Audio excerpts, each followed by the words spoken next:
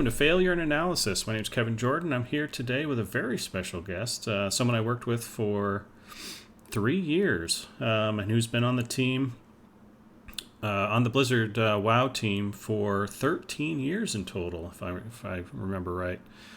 Just recently left Blizzard Entertainment, and he was nice enough to come by and have a chat with us. So his name is Chris Kaleiki, and we're very privileged to have him on the stream. It's going to be fun. So we're just going to talk about old times, all the restaurants we liked and, stuff like that, and all the nightclubs we visited all the time. No, we're going to talk about game design and, kind of WoW for the most part. So we'll talk about some other games as well. But I've turned the notification alerts off. Appreciate it in advance, all the support, and we'll try to answer a bunch of your questions as well, chat. I've got a list from my Discord that people want to talk about, so we'll see how far we get. But, welcome, Chris. Nice to see you. Yeah, thanks for having me. I follow your channel for at least a year, I think. And a lot of guys on the team also really like your channel as well. They always talk about, interesting tidbits and stories you have from the past. And so, Right. I'm really happy to be here. And I think your viewers also have really, really good questions, and they seem to be almost like experts when it comes to the game and the industry. And for sure, that. yeah. So I think you have a really cool community here. Yeah, thank you. I'd agree that it's funny because there's a lot of streamers who do WoW, obviously, and I'm definitely not in the most entertaining section. So the thing we offer here is like knowledge, obviously. And so the community is not looking for the short term, gag or whatever it is. But it's also very interesting. Old school vibe.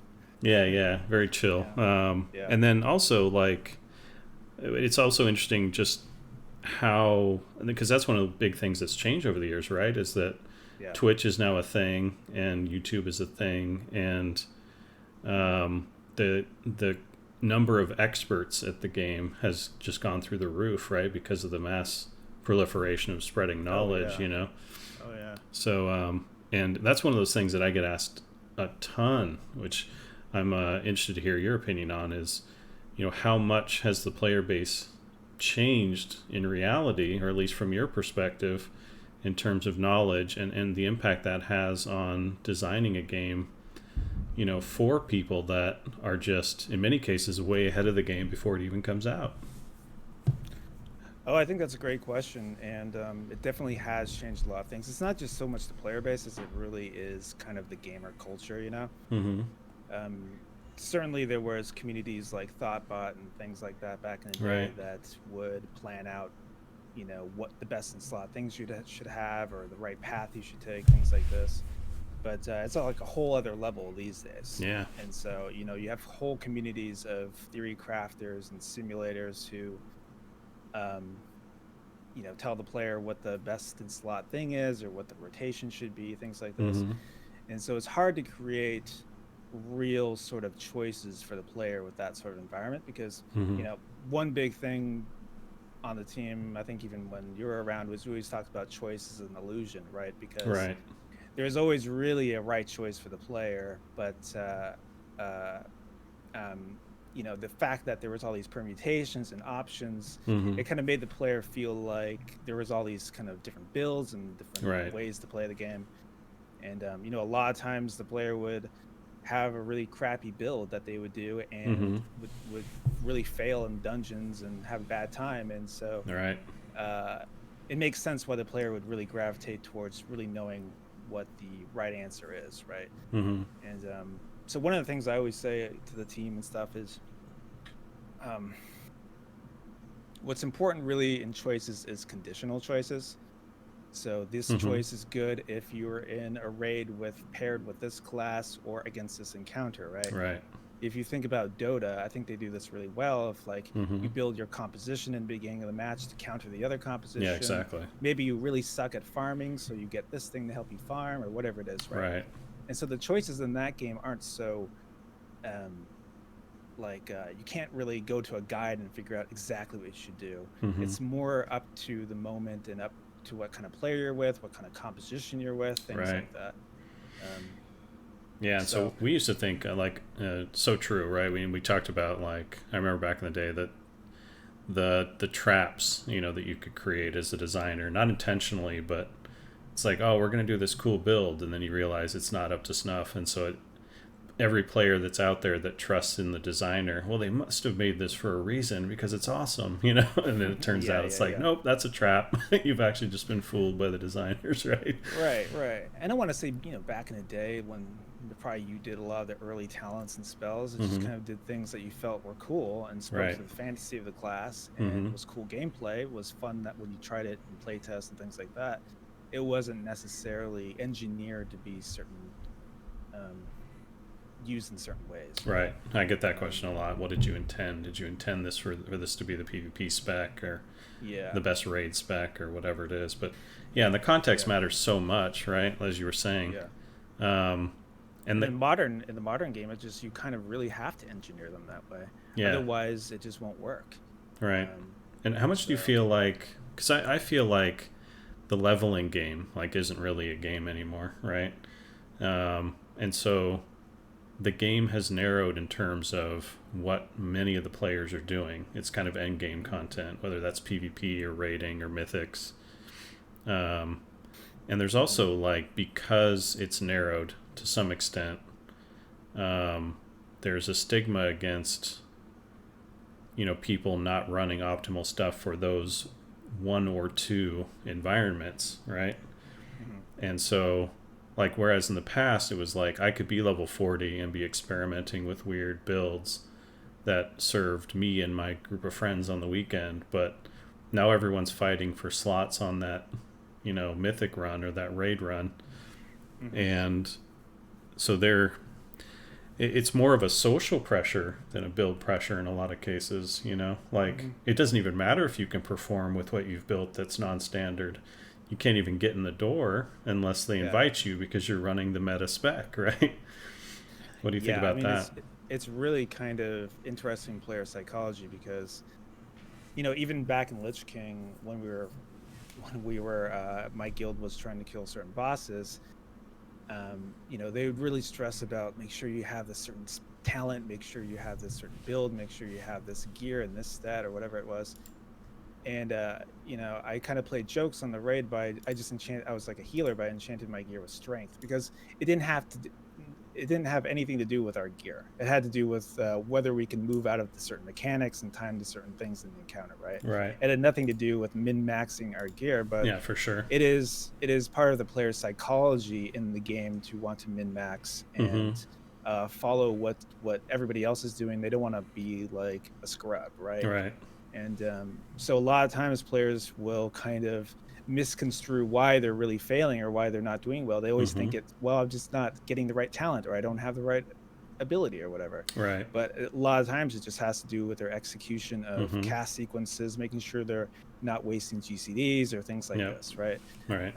Or just which is a challenge because which is a challenge sometimes because they'll gravitate towards part of the talent philosophy in the modern game kind of is, there's a row of 3 options. You could choose the hardcore option, which is usually an active ability, or kind of the softcore one, the more accessible one, which is usually passive. And usually what you find is the players gravitate towards the active because it parses out to be the best option. Right. But they don't know how to most use of the players would be better served just choosing the passive because they're just not able to keep up with the the twitchiness of having an active ability. It's so funny because at my age now I'm always taking the passive because by the time those later options come by I have so many buttons already. It's like the last thing I want is another button to figure out where to work in. So 100%.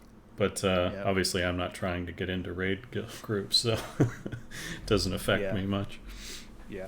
So I mean, to answer your question, it has changed. The culture of designing the game for this modern player, but and it certainly poses a lot of challenges. I think the team has a kind of goal to make really meaningful choices, which I think is great, and I think that resonates with a lot of players. It's just a question of how do you do it and the right way to do it, right? And So yeah. So how much do you think of the change is attributed to design as opposed to just, gaming culture, technology, the inevitable flow of time, and that we've been playing these games for much longer, time at this point. Yeah, where do you attribute most of that difference in the audience? You're saying is the audience caused by just is the audience has the audience changed because of the gamer culture or because the game has changed? You're asking, or Yeah, has game design pushed people in a different direction? Do you think, um, or is it more that just we've changed, sort of independent of game design? Because obviously the game design has changed, but is it more a reaction to the audience changing, or interesting, yeah. is it the other way around, where it's like we decided to go a different direction with the game, and that pushed people into a different mindset? I think it's a little bit of both. Right. Certainly the designers and developers have kind of aged, and their kind of type of games they want to play has changed. Not Mm-hmm. everybody has the time to really kind of be as hardcore and Mm-hmm. have more of kind of a long form experience that say classic has. Right. And so I think even when Tom and Jeff added, or the team added, battlegrounds, they talked about battlegrounds as something as a lunchtime activity Yeah.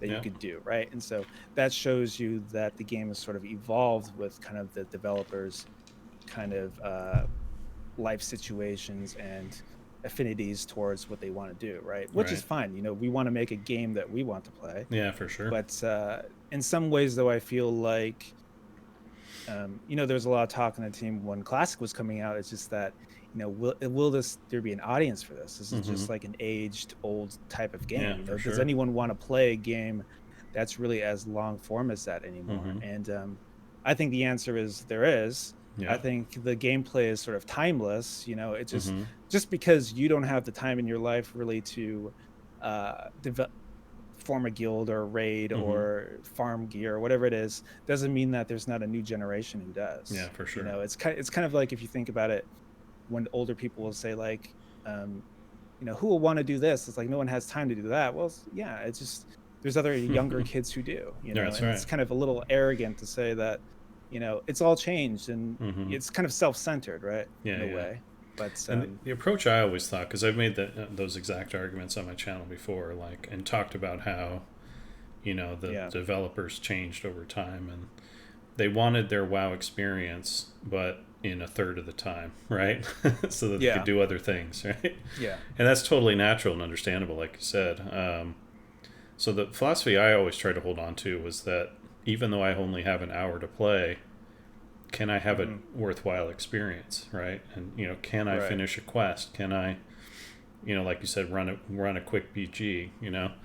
hmm, There's certainly always going to be things that are out of my reach from the lunchtime run. Like right, right. I can't clear Naxxramas in lunchtime. Of course they Oh, just did exactly. Yeah, in yeah, an hour yeah. 22 tonight, but Hmm. most people can't, clear a raid zone in the lunchtime break. But that's okay as long as, that's a weekend activity, right? Hmm. Hmm. And for some people, maybe they'll never get there. But what mattered most is just, can I have a meaningful experience in an hour of playtime? And can I also have a meaningful experience with an 18-hour play session, right?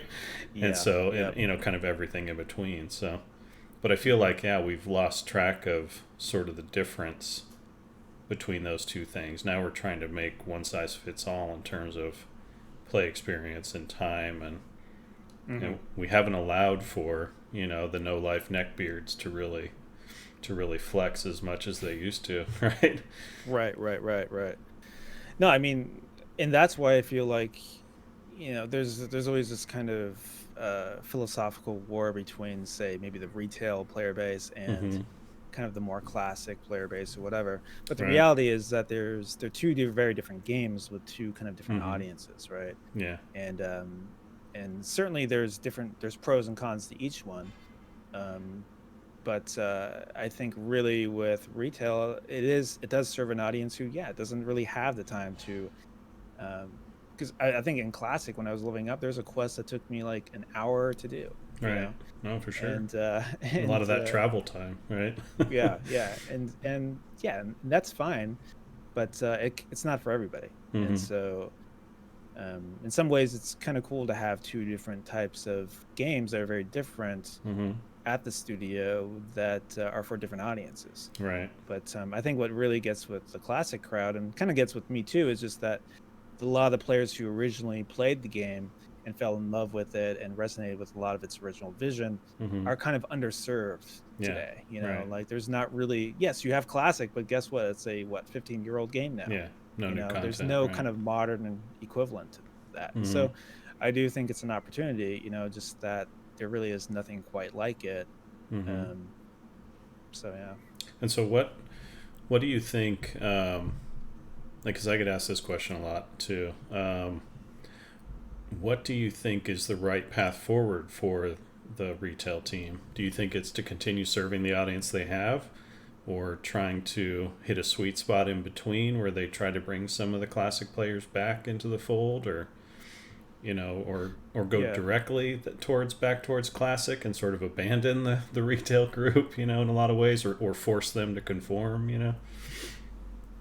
Yeah, I mean, it's interesting because, I tell this story to some coworkers and friends, and it's just, there was a story of, I don't know if you heard about this story, but at one point Coke changed their formula, their recipe.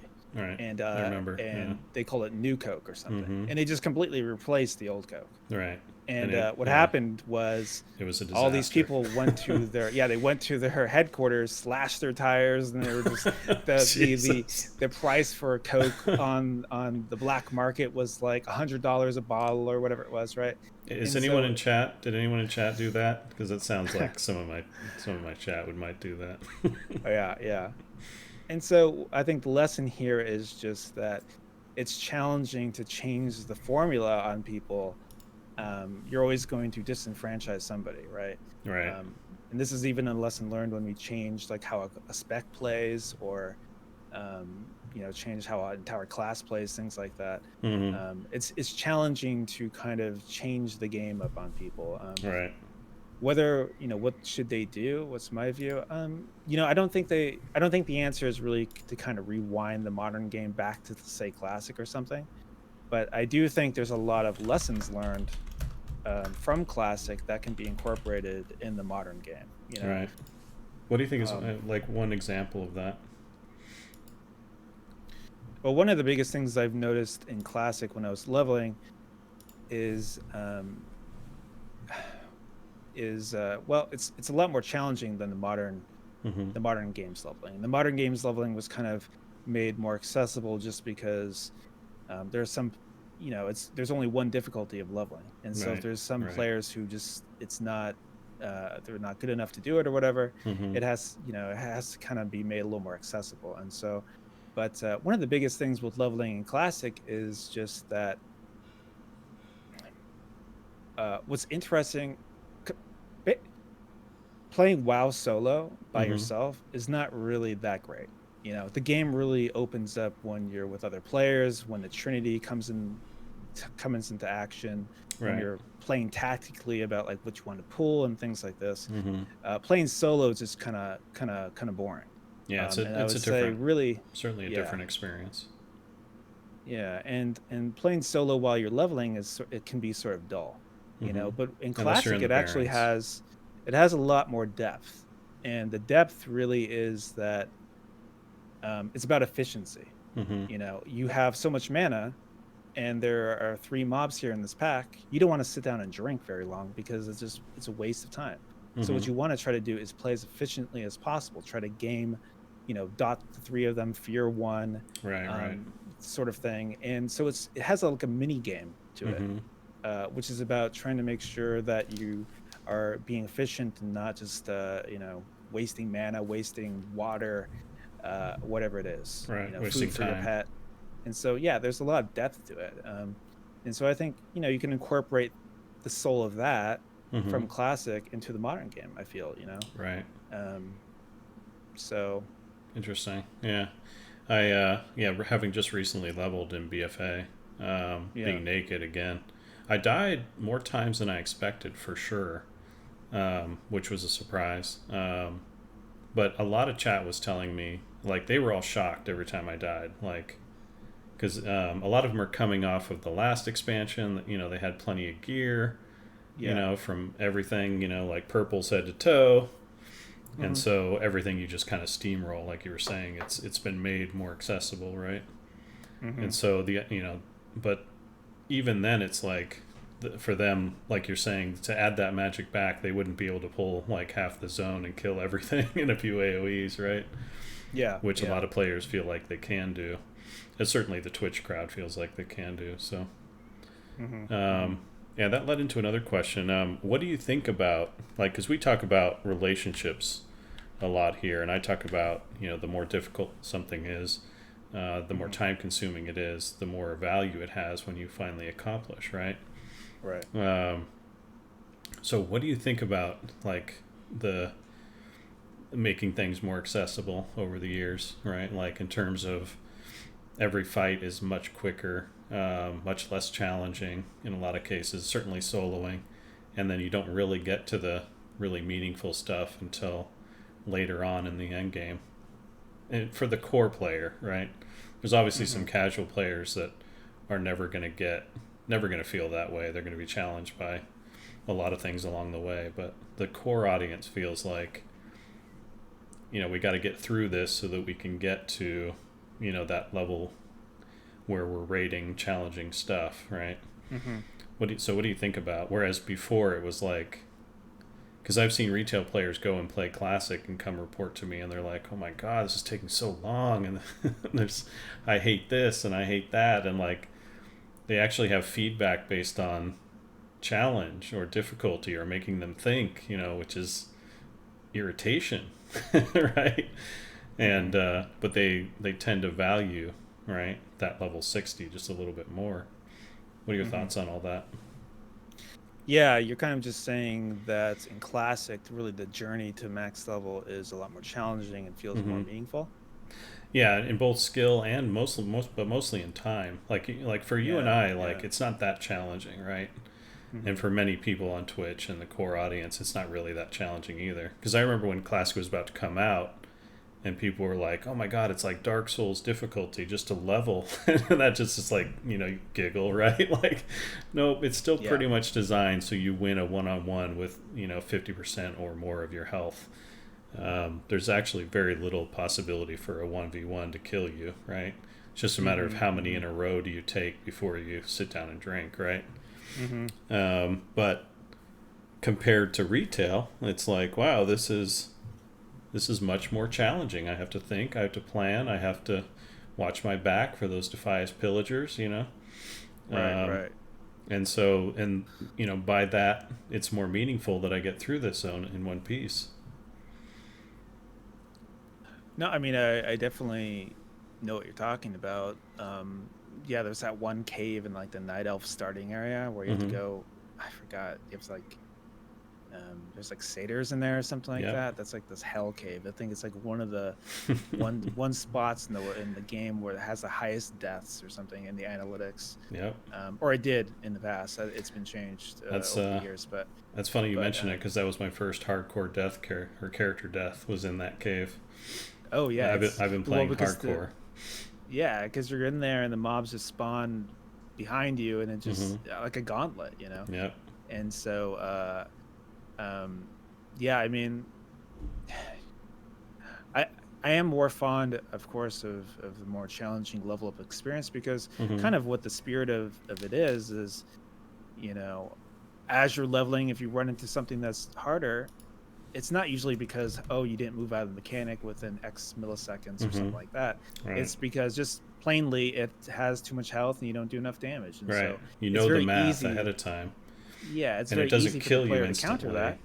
Right. All they got to do is get some better gear or get some potions, you know. Right. So the recourse for the player is very simple, and that's where professions come in. There would be a lot of times when I first played the game, you know, back in 2004 or whatever, where I would get to a part in the quest level up where I'm like, oh shit, everything is just, there's like, you know, yellows and oranges or whatever they are, mobs, and I couldn't kill them. So I'm just gonna like chill, go gather some things, craft some upgrades to my gear, and then now I could do it, right? And that pressure release. You can always go back and take it easy for a little bit. Yeah. Whereas I feel like in the modern game, if you die, it feels like, well, there's a bug there, or you pulled too much mobs because the quest designer spawned too many densely there, or whatever it is, right? Or there's something wrong with the game if it's delivering death, or even challenge. Yeah, the way I like to think about the game originally, I mean, you would know more than this. Really, kind of the vision is, it's a journey where the player starts off in at their homeland. They venture off alone when they're and it's a journey of finding all these of like mystery and all these new challenges that they overcome, and they meet people along the way, and at the end they join a tribe and defeat even the biggest challenge, right? It's really kind of a story of humanity, it's the human story, right? It's a story of Lord of the Rings and all these other fantasy tales and things like this, right? But and in the modern game, I think it has some of those bones there, but I think really Level Up is more about telling the narrative of what the expansion or what the game is, right? For sure. You go from one NPC to another, and they're telling you this new tidbit about the story, this twist and turn. Where the modern game really wasn't that. It was the story was the player's unique journey from level 1 to 60, and what twists and turns happened there, who you met along the way, the crazy cave where you died a million times, whatever it was, right? It wasn't so much about this grandiose story about Arthas and Jaina or whoever. And that's actually, I wanted to make sure I pointed out, that's not specific to WoW either. That's Final Fantasy XIV does the same exact thing. A lot of modern MMOs now are like single player story driven sort of narratives rather than just letting the players breathe and interact and figure out what the story is going to be between them. And why that is, I think, is complicated. I think part of it is you have a lot of quest designers and narrative writers who want to tell a story and have an idea of a cool story, and they want to tell that. And also players love stories. Humans love stories. For sure. Everyone thinks in a story. If you tell them something, they want to hear it in a story format. So it makes sense why the game tells stories and things like that. And that's a good take. I get it. I get it, but again, I think it clouds, it sucks up all the air in the experience. For sure. It translates a unique genre that is MMO and turns it more into The Witcher, And I love The Witcher, don't get me wrong. But it's a very different take on gaming. And I think its strengths, as we talk about a lot, are the social elements, that sense of you live in this world and there's a community here. And one of the things I talk about a lot is one of the reasons that it feels like a world, or one of the things you've done right that it feels like a world, is that when you're not there, you're missing out, right? Because it's spinning whether you're there or not. It's not waiting for you to log in to do the latest thing, and then once you're done, it stops delivering content. There's people there, they're having fun, they're getting in adventures, they're doing stupid stuff, they're telling jokes, they're ganking each other, they're yelling at each other, all of those things, good and bad. And when you're not there, it's like you're missing out on the big party. So that tells me that a world is existing and spinning and turning and doing all the right things, rather than waiting for you to show up so everyone can bow down and say, hey, you're the chosen one, thank God you're here.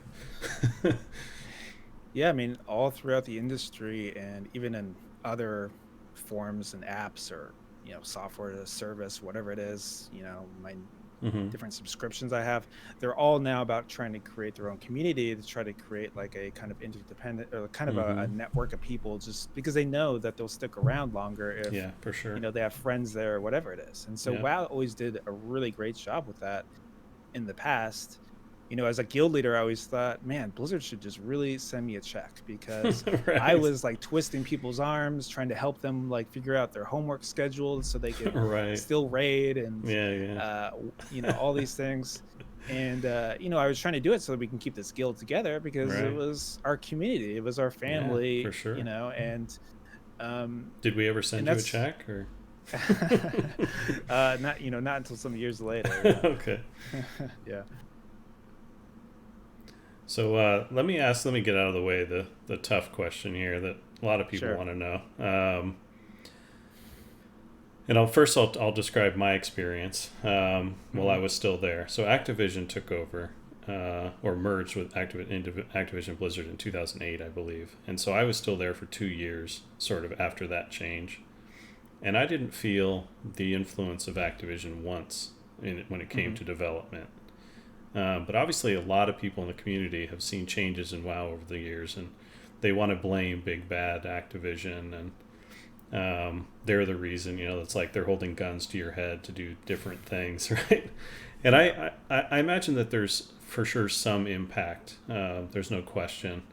But I've always laid the praise and the blame for most of WoW's, success and failure at the feet of the actual development team. So, and obviously if you don't want to answer this question, feel free to pass, but how much have you felt like the influence of Activision in terms of like your day-to-day development choices or the team's, development choices? How much has it influenced, over the years?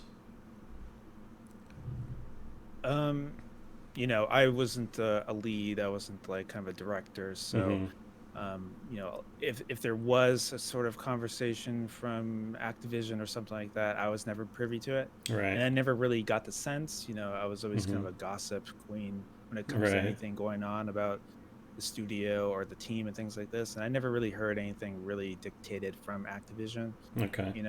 I would, my view with Activision is just that I think a lot of times they're a good sort of reality check, because as you know, Blizzard, especially in the early days, was really just a bunch of dreamers. It was a bunch of people who really love games. We want to do this, and we don't give a shit if the metrics say this or the numbers say that. Yeah, let's just try it. Yeah, and which I think is great. But sometimes you do need a reality check of, hey, you're kind of spending a lot of money on this, and it's going nowhere, and things like that. And so. Like free sodas. You're talking about free sodas. Yeah, exactly. Yeah, the free sodas, man. That was funny. So yeah, I get it. I get the Activision influence, and I think certainly there probably is some influence. It's just, again, I'm not someone who would be privy to that. Okay, so kind of the same. Like you didn't really feel directly their influence at any time when you were making your decisions, or like. Okay, everyone, this week everyone has to stop what they're doing and make something for the cash shop, right? Like, nothing like that. So it's kind of what I expected, Yeah, I mean, I can only speculate. Perhaps there is some sort of right. I think at some point they're probably like, hey, it'd be great if this game would ship around this time, right, whatever it is, right? But yeah, shipping dates definitely. Yeah, one of those things it could be interesting. Okay. Here's another really tough question. So Nax is came out tonight. We have Shadowlands. We've got the first raid stuff for Shadowlands coming soon. Where are you going to find time to play Cyberpunk 2077? Yeah, man. I mean, I wanted to play it on a PS5, but you can't get a PS5 either. So geez, yeah. I guess I'll just play it on PC, I guess. But right. Yeah, dude, I mean, even ignoring Cyberpunk, trying to play the live game and classic is just a lot, It is. And there's people on the live game who want to raid and things like that. And there's a lot of things to do in Shadowlands, so it's hard to keep up, especially if you want to have multiple alts or anything like that. So I don't know. That's a good question. I'm really excited though to check out Cyberpunk. See, that's kind of a game where I feel like, it should be about the story and immersion and that sort of thing. But I would still say I'm more excited to see the world in that game. Yeah. I'm excited to see the world building, the setting, the ambience, the mood. You know. Did you see that new Blade Runner? Yes. I really love that movie. I just love the mood. sometimes I just watch it when I'm working or something, and I just Nice. have it on the side and muted. I Mm-hmm. just like seeing the visuals. It's just sort Oh of yeah, and hearing really the cool music. Yeah. mood, right? Um, so Yeah, some of those yeah, shots are like when they're going into Vegas are mind blowing. yeah, And it's so yeah, slow, and that's one of the criticisms, right? Is that all the impatient people are just like, "Oh, the pacing," but I'm just like soaking it up, Like, I yeah. absolutely love that movie. Yeah. I wonder what their development was like. What do you think? Oh yeah. Must have been a lot of crunch and things like that. I heard a lot. There was like some stories out about that. Yeah, it could be, but for them, my take on that whole studio is that, when I just remember the story where Obama went to their country and they gave him a copy of Witcher, you Oh know, yeah, and it's one it's of their main like, exports. right, and so for every person working there, it's a point of national pride. So, Yeah. you talk about like, oh, am I gonna work a normal schedule and let my country down? Right? Like, Yeah. Oh yeah, it's that's it's interesting. sort of a, like we're just like, okay, you're working me to death, so Yeah. somebody at the top can get more gold plating on his yacht, right? But for them, it's like, oh, this is our country, like Yeah. this is really important. Like to have a spot on the team is filled with pride. I mean, talk about Hmm. wearing your Blizzard shirt back in the day, um, around the Yeah. Irvine Spectrum, people were like, nice, man, nice, like for them, it's like they wear a CD Project Red. And they're probably just like, they're throwing parades. Oh yeah. Oh yeah. So probably a very different atmosphere, but yeah, pretty interesting. So talk It's about in, other games. What other yeah. games have inspired you over the years? I mean, obviously working on and playing WoW, is more than a full time job. But have you been able to sneak out and try any other games that have really kind of blown you away in the past 5-10 years? Good question. Um, I think the last big game that really resonated with me was Breath of the Wild. Oh, nice. Um, Okay. I did you play that? No, I didn't. I Yeah. I mean, played it Genshin has. Impact for a little bit, but Oh yeah, yeah. Oh, I thought it was hilarious. A lot of people saying Genshin Impact is basically a better Breath of the Wild. That's like, right. no, it's not. But Nice yeah. try, yeah. But what's great about that game and why you see it in all these influences in these other games is the open world is so immersive and Mm-hmm. so it's what I view the future of open world experience being. Interesting. You can climb on anything. Yeah, yeah. They have this whole idea of this chemistry system in the game where you can light like a tree on fire and then it creates an updraft of smoke that you can, Wow. glide around. You can freeze water and uh, walk over it, things like that. Wow. So, which is, if you think about WoW, the world is so important. Yeah. But really, unfortunately, it's sort of the game is kind of old, so the world is just sort of a backdrop. It's Yeah, sort of yeah. a pretty backdrop, right? Right. Kind of really the only gameplay you get in the game is like terrain, Mm-hmm. level design pathing, or oh, there's water there that you can't path over, Right. right? Right. But Breath of the Wild really makes the world feel cohesive to the player, to the combat system. Wow, that's awesome. And so I think really, if you talk about the future of open world, I think, Mm-hmm. it's going to be hard for me to play another. It was really interesting when you play did you play Horizon Zero Dawn? No, I didn't. It's a beautiful game. It's one of the best, Mm-hmm. artistically one of the best games of the last era. But it was interesting playing that game and you try to climb something and you just you jump on it and you Right. slide. It's Right. like invisible walls and things like that. Okay. And so after playing Breath of the Wild, it kind of felt like when you play a game after they're Mm-hmm. swimming, you jump into the water and you just die or whatever. Like that's kind of what it felt Right. like, right? Right. Right. And Yeah, I so remember that from what was the game where you play death? yeah. But there was a lot of climbing in it, but it was like only the certain sections. Like Hmm. that the wall looks a little different if it's climbable, and there's a wall Oh right next yeah. to it that's just as tall and you can't climb it. It's just Yeah, like, oh, exactly, exactly. it's a gameplay driven rather, yeah, Darksiders. Um, it's a gameplay driven rather than like world driven, like you're saying. And it makes Right. such a difference in the feel of things. Yeah. That's interesting. Another other big games is I really love the um survival type games. Also battle royales. I think PUBG is one of the most transformational games. Interesting. Last 30 years. Not Fortnite, huh? You're going PUBG. Yeah.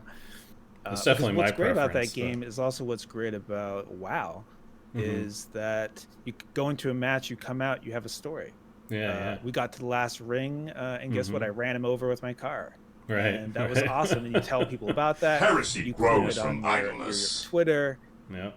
That is what resonates with players. That's what resonates with streaming culture. That's what resonates with the modern generating story. Yeah. They want to create their own story. They don't want to like hear your lore in PUBG. Right. They want to create their own experience and show it off. Yeah.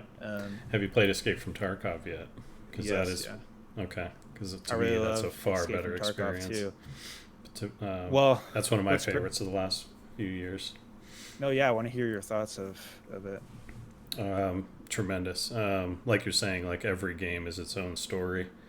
The experience scales really well from solo, which is one type of experience and really fun, to group play, which is very different, but also very compelling. And the tension you feel is, just amazing at all times. Because you just never know who's in a bush, right near you. And the gambling you're doing constantly, like, do I go in with low gear and try to go 0 to hero? Do I go in with max gear and try to dominate? Pushing it like, oh, I got some good stuff, I should probably get out now, or should I push on to that next area and try to get just a little bit more? There's so many great elements to that game that just blew my mind, and I was not expecting it. I was expecting sort of another battle royale, but it turned out to be, to me, so much more.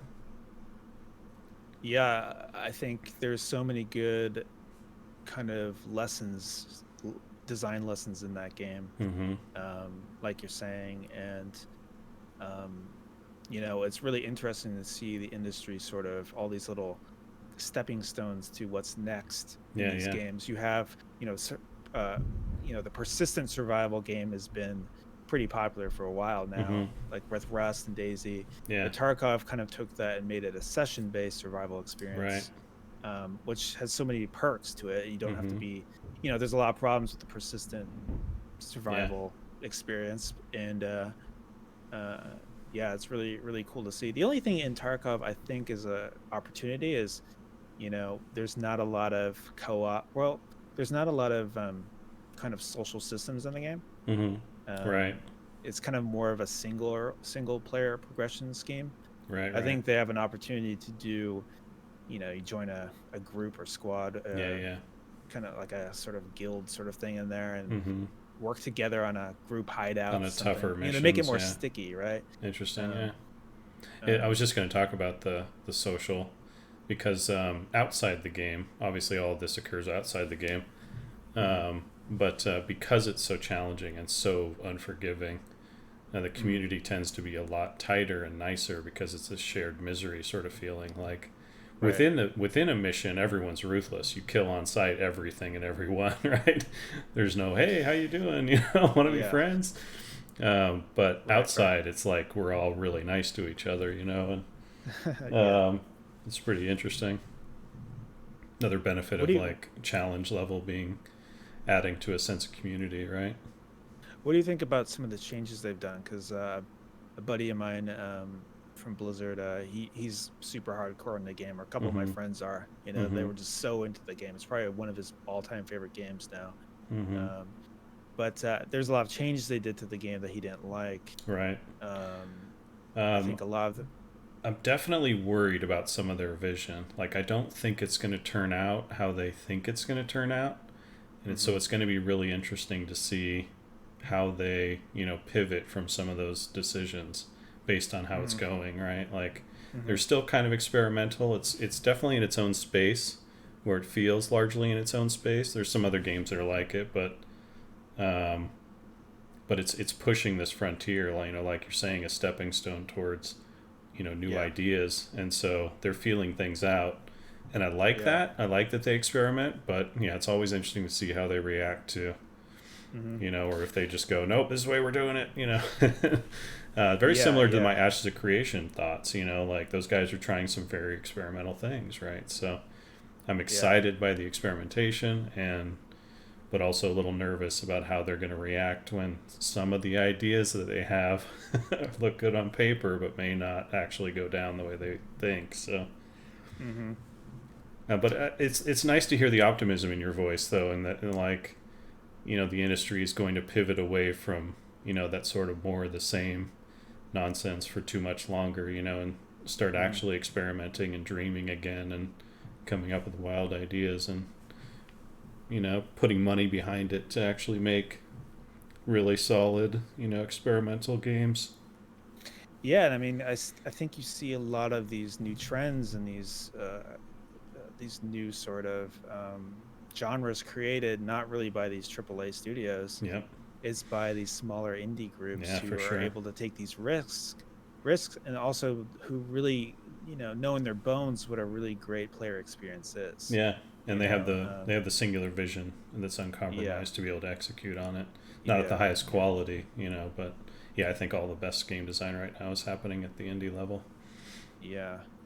Because what's interesting, right, is you talk about Fortnite. Well, they pivoted and took PUBG's kind of core gameplay and put it into it, and it was a massive success. Same thing with Apex and with Call of Duty, how they would keep churning out the campaign with the elimination multiplayer over and over and over, and then it just keeps falling flat, and then they add the Warzone. Is it Warzone, right? Yeah, and guess what? That resonates with players, right? Right. So it's definitely tired of like the giant asset dumps, you know, like millions of artists creating amazing looking stuff, and there's like nobody designing in the middle, you know. So it's like these beautiful games that have very little thought put into how is this going to play out. I mean, I want to say at all these studios, there are designers there who want to do unique new things. Yeah, for sure. It's just a challenge with to get it greenlit there. Just there's a lot of hurdles you have to go through. You got to show that it's marketable. You got to show that there's already a player base that makes money. You know, they're very risk adverse. Yeah. And so, which makes sense, but it's right. You know. Do you feel Blizzard is still kind of in that state of being free to do the things that, you know, the gamers there want to do? Because like we always felt like that was one of the differences between us and a lot of other studios when I was there, was that, like you're saying, it's like there's somebody making sure that the demographics are looking nice, you know, for this idea before you ever got greenlit. Whereas at Blizzard, it was just like, no, this is what we want to do because this is what we want to play. Yeah. It's interesting. I wouldn't say it's kind of what the players want. I think it should be what the developers kind of view that they're passionate about and what they want to do. Right. You know, I'd always, you know, sometimes I see the players like, well, you know, they're not doing what I want. And the thing is, you don't want them to do what you want. You want them to do what they view as the next big thing and what a credible experience is. Yes. You know, WoW wasn't created by the community of asking things they wanted. It was created by really passionate developers who knew an exact experience they wanted to create. Right. And so that's all I would say about the studio at Blizzard. You know, they should be making what they're really passionate about making, not really what the metrics show would be profitable, things like that. So I think they do kind of struggle with that. I think they go back and forth whether they should do,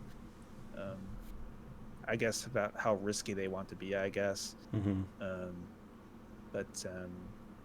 So could I sum up the thoughts of like not making the game the players want by saying something like, I don't know, you think you do, but you don't? Is that a sum? Well, you know, I'm so mad that he used that line because I wanted to use that line. Yeah. You were on a team when Jab was the executive producer, right? I think so. I don't remember what his title was, but yeah, he was up there. Well, I mean, Jab is, you know, he's an amazing guy.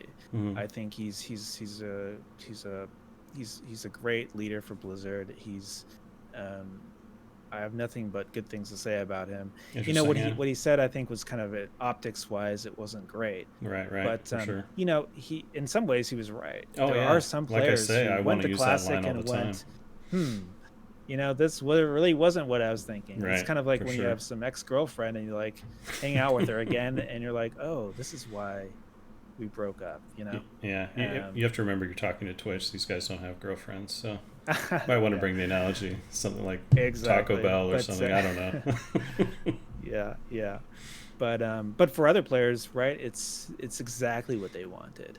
And Right. so the only lesson I think for him from that is just that there's different types of players, and there's different types of players who want different experiences, and people played the old WoW for a reason. Um, so Yeah. Yeah. For sure. All right. Let me hit my Discord and see what. I know there's sure. some good questions here. We got. Oh, I have to destroy. See, I didn't plan this out. I'm gonna have to reduce your face here to get my questions. Oh no.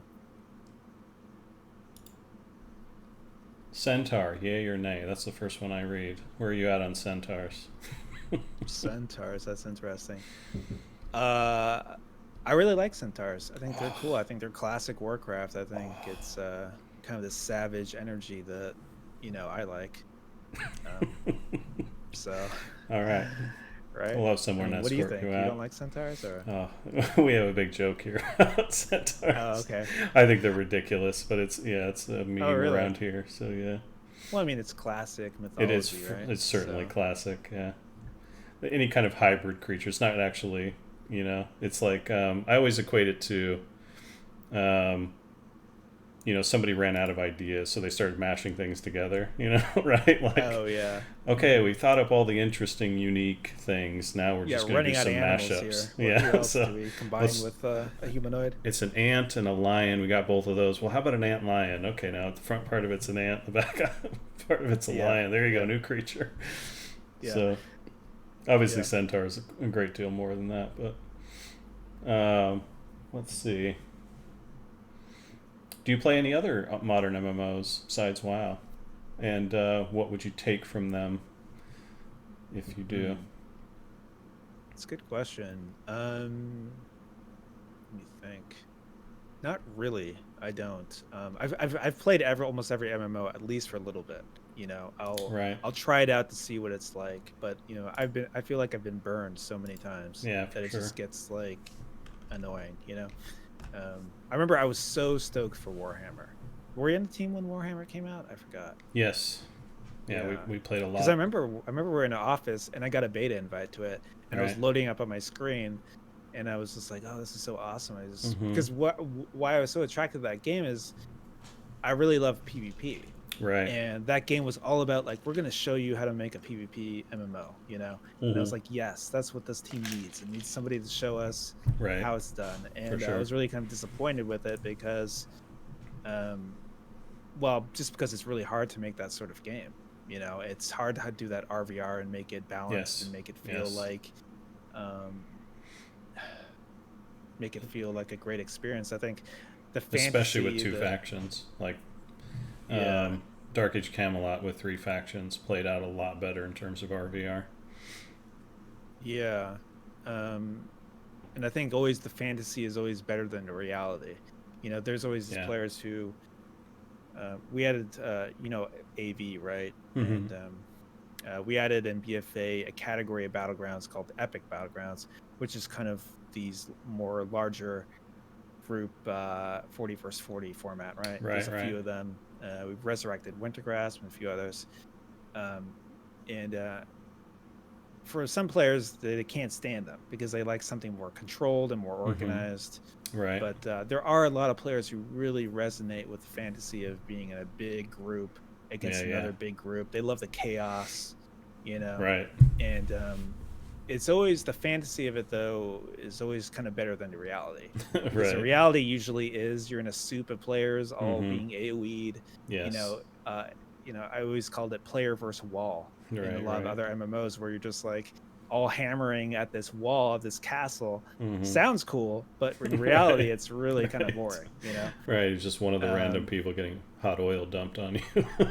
Yeah. So That's funny. Yeah, like I feel the same. Like and it's one of the reasons I don't particularly like raiding is because once the group size gets too big, your individual contributions start going way down. Especially in raids where it's like, unless you're playing at the very top level, there's usually like 5 or 10 people doing the lion's share, and then a lot of passengers. And I don't want to be a passenger. I want to be part of the process of figuring things out and strategizing with a small set of tools and no blunt force type of thing. So there have been some amazing moments in a good AV, obviously, but and I think that's what people remember are the few moments where it was like, you went to sleep fighting over this bridge and you woke up and they're still fighting over the bridge, and it feels like this epic experience. But and don't get me wrong, it makes a great story, right? I queue Epic Battlegrounds, and I like some of them even in the modern game. It can be fun because I remember as people were talking about Ashran in chat, so Ashran was kind of the heart of it was supposed to be something kind of like old AV, which has all this depth in it and all this stuff going on, kind of like an open area experience. I think in hindsight, there's kind of always this tug of war of whether it should be kind of more of a world PvP experience, like a sandbox, versus more being like a battleground. Right. The middle lane and the push to kill the other, the boss at the end is kind of like a battleground, right? It's a controlled, curated experience as opposed to a more natural, organic. But AV in the beginning, right, it was more of like a zone. It wasn't so much really a battleground. Over time, it got turned into kind of a battleground. But originally, it was supposed to just be this open area where PvP can happen, and there's all these PvP objectives that you could do and things like this. But some people were just hanging in the Harpy Cave collecting, skins. Which is, I think is fine, But I think with Ashran, it's just the map was just too small. I think AV, the map is actually quite big. There's never been really another battleground with a map that big. Right. In the modern game, it's challenging to do a map of that size just because level design is a lot more expensive per chunk now than it used to be. Okay. It has to, the fidelity has to be up to par. It's the number of hours per chunk probably is way higher than it used to be in Classic, right? Interesting. And so it wasn't as big as I hoped for, and so I didn't get quite the experience that we wanted. But there's a lot of really interesting things that came out of that zone. There's really cool spells that we created, and then it was the first zone to have faction tap that we experimented with. Okay. So interesting. But I forgot where I was going with this, but yeah. So Classic, this is another question I got asked a ton to ask you. Sort of the reaction to Classic on the team, the expectations, and then after it came out, the reaction to what I would consider to be a pretty dramatic success in terms of excitement and playability and people's enjoyment, right? How did that impact the team? How did it, how did they expect it to go down, sort of? And obviously this is probably down to each individual person, but generally speaking. Yeah. It's interesting. I think it's interesting because the team there's a lot of people on the team who have worked there for a long time. I worked there for over a decade, and it's a little unusual to hear of someone working at a company or even a team or a game for that long. Oh, for sure. And so there certainly are there's just a mix of people on the team who have different ideas of what the game should be and things like that. And so certainly there was people on the team who were really excited about the prospect of Classic. I mean, a lot of them were the Classic team. Right. Also, I was really excited about it. My kind of inner circle of friends were really excited about it because they're kind of more people aligned with kind of the original vision of the game. There's also people on the team who thought it would fail, thought it was just kind of a mistake to do.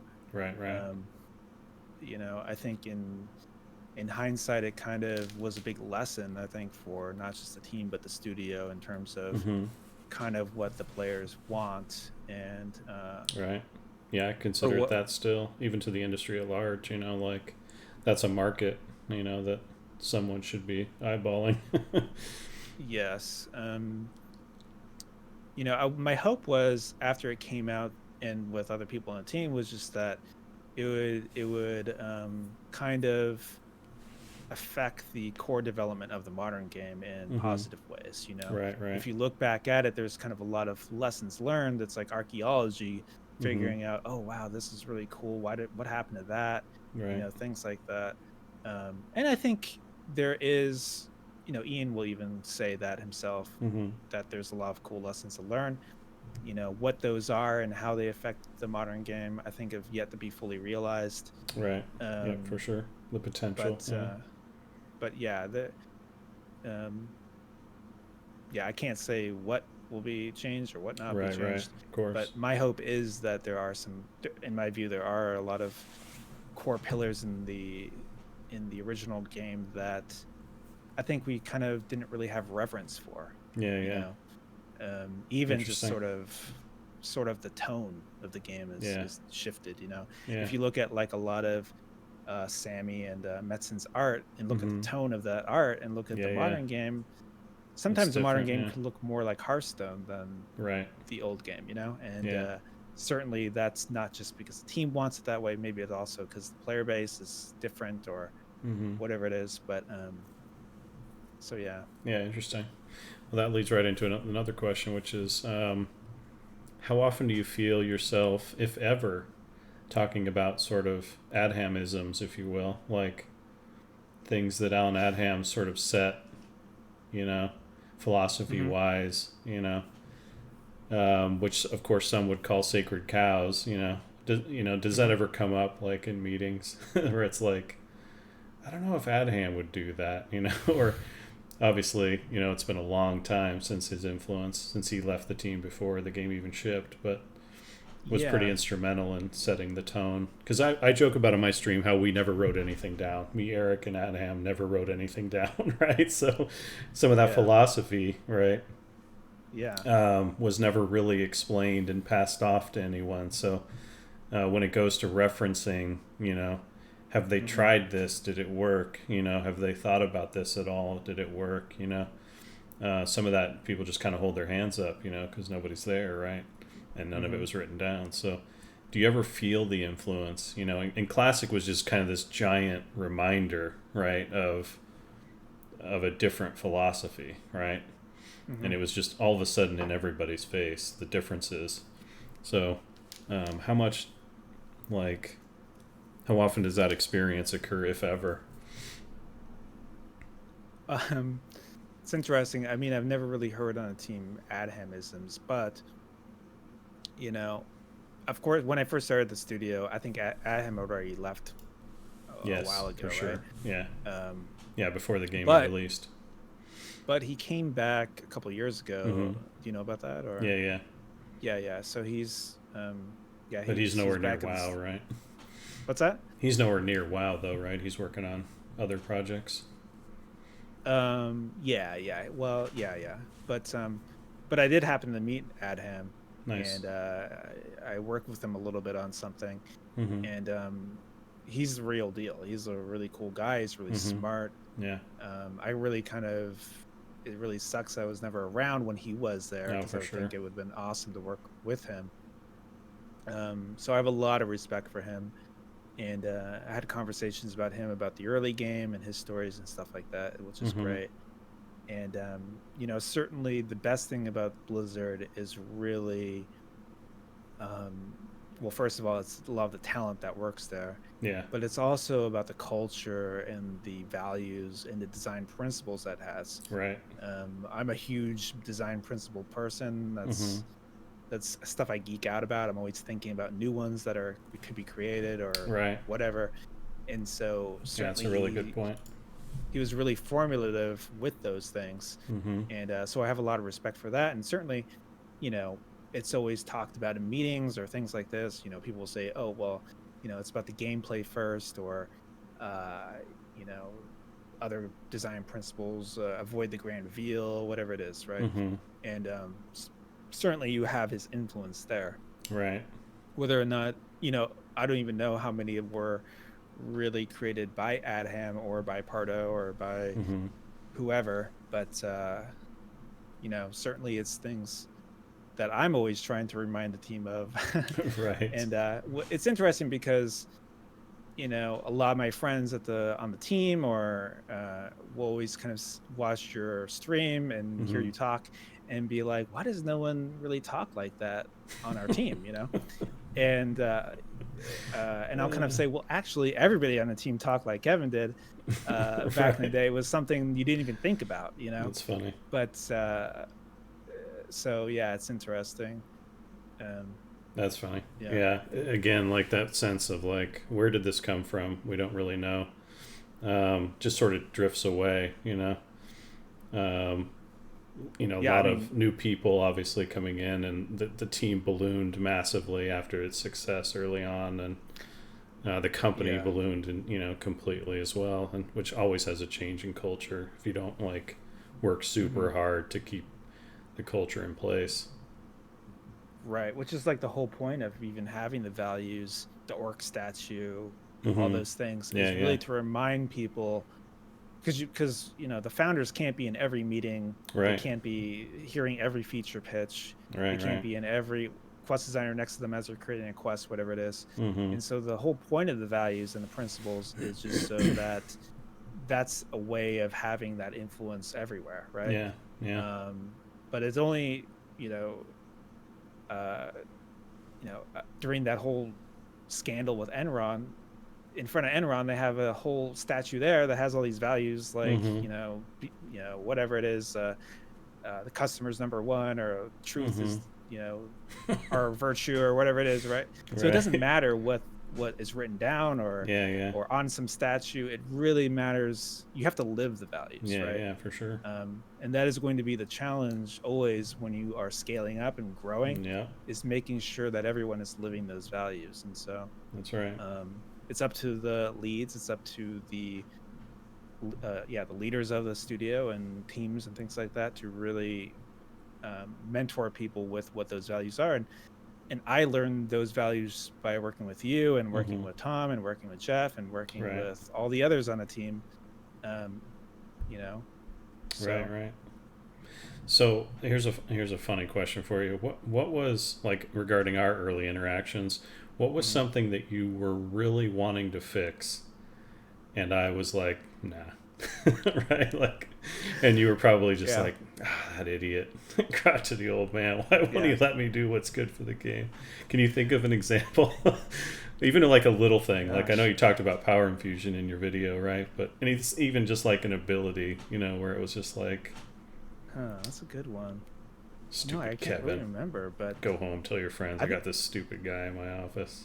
Yeah, it was funny because after I did that video, like you said, I mentioned power infusion being one of the first things we changed, but actually I went through the patch notes and was trying to look at, like, what did I work on first? Right. And do you remember when we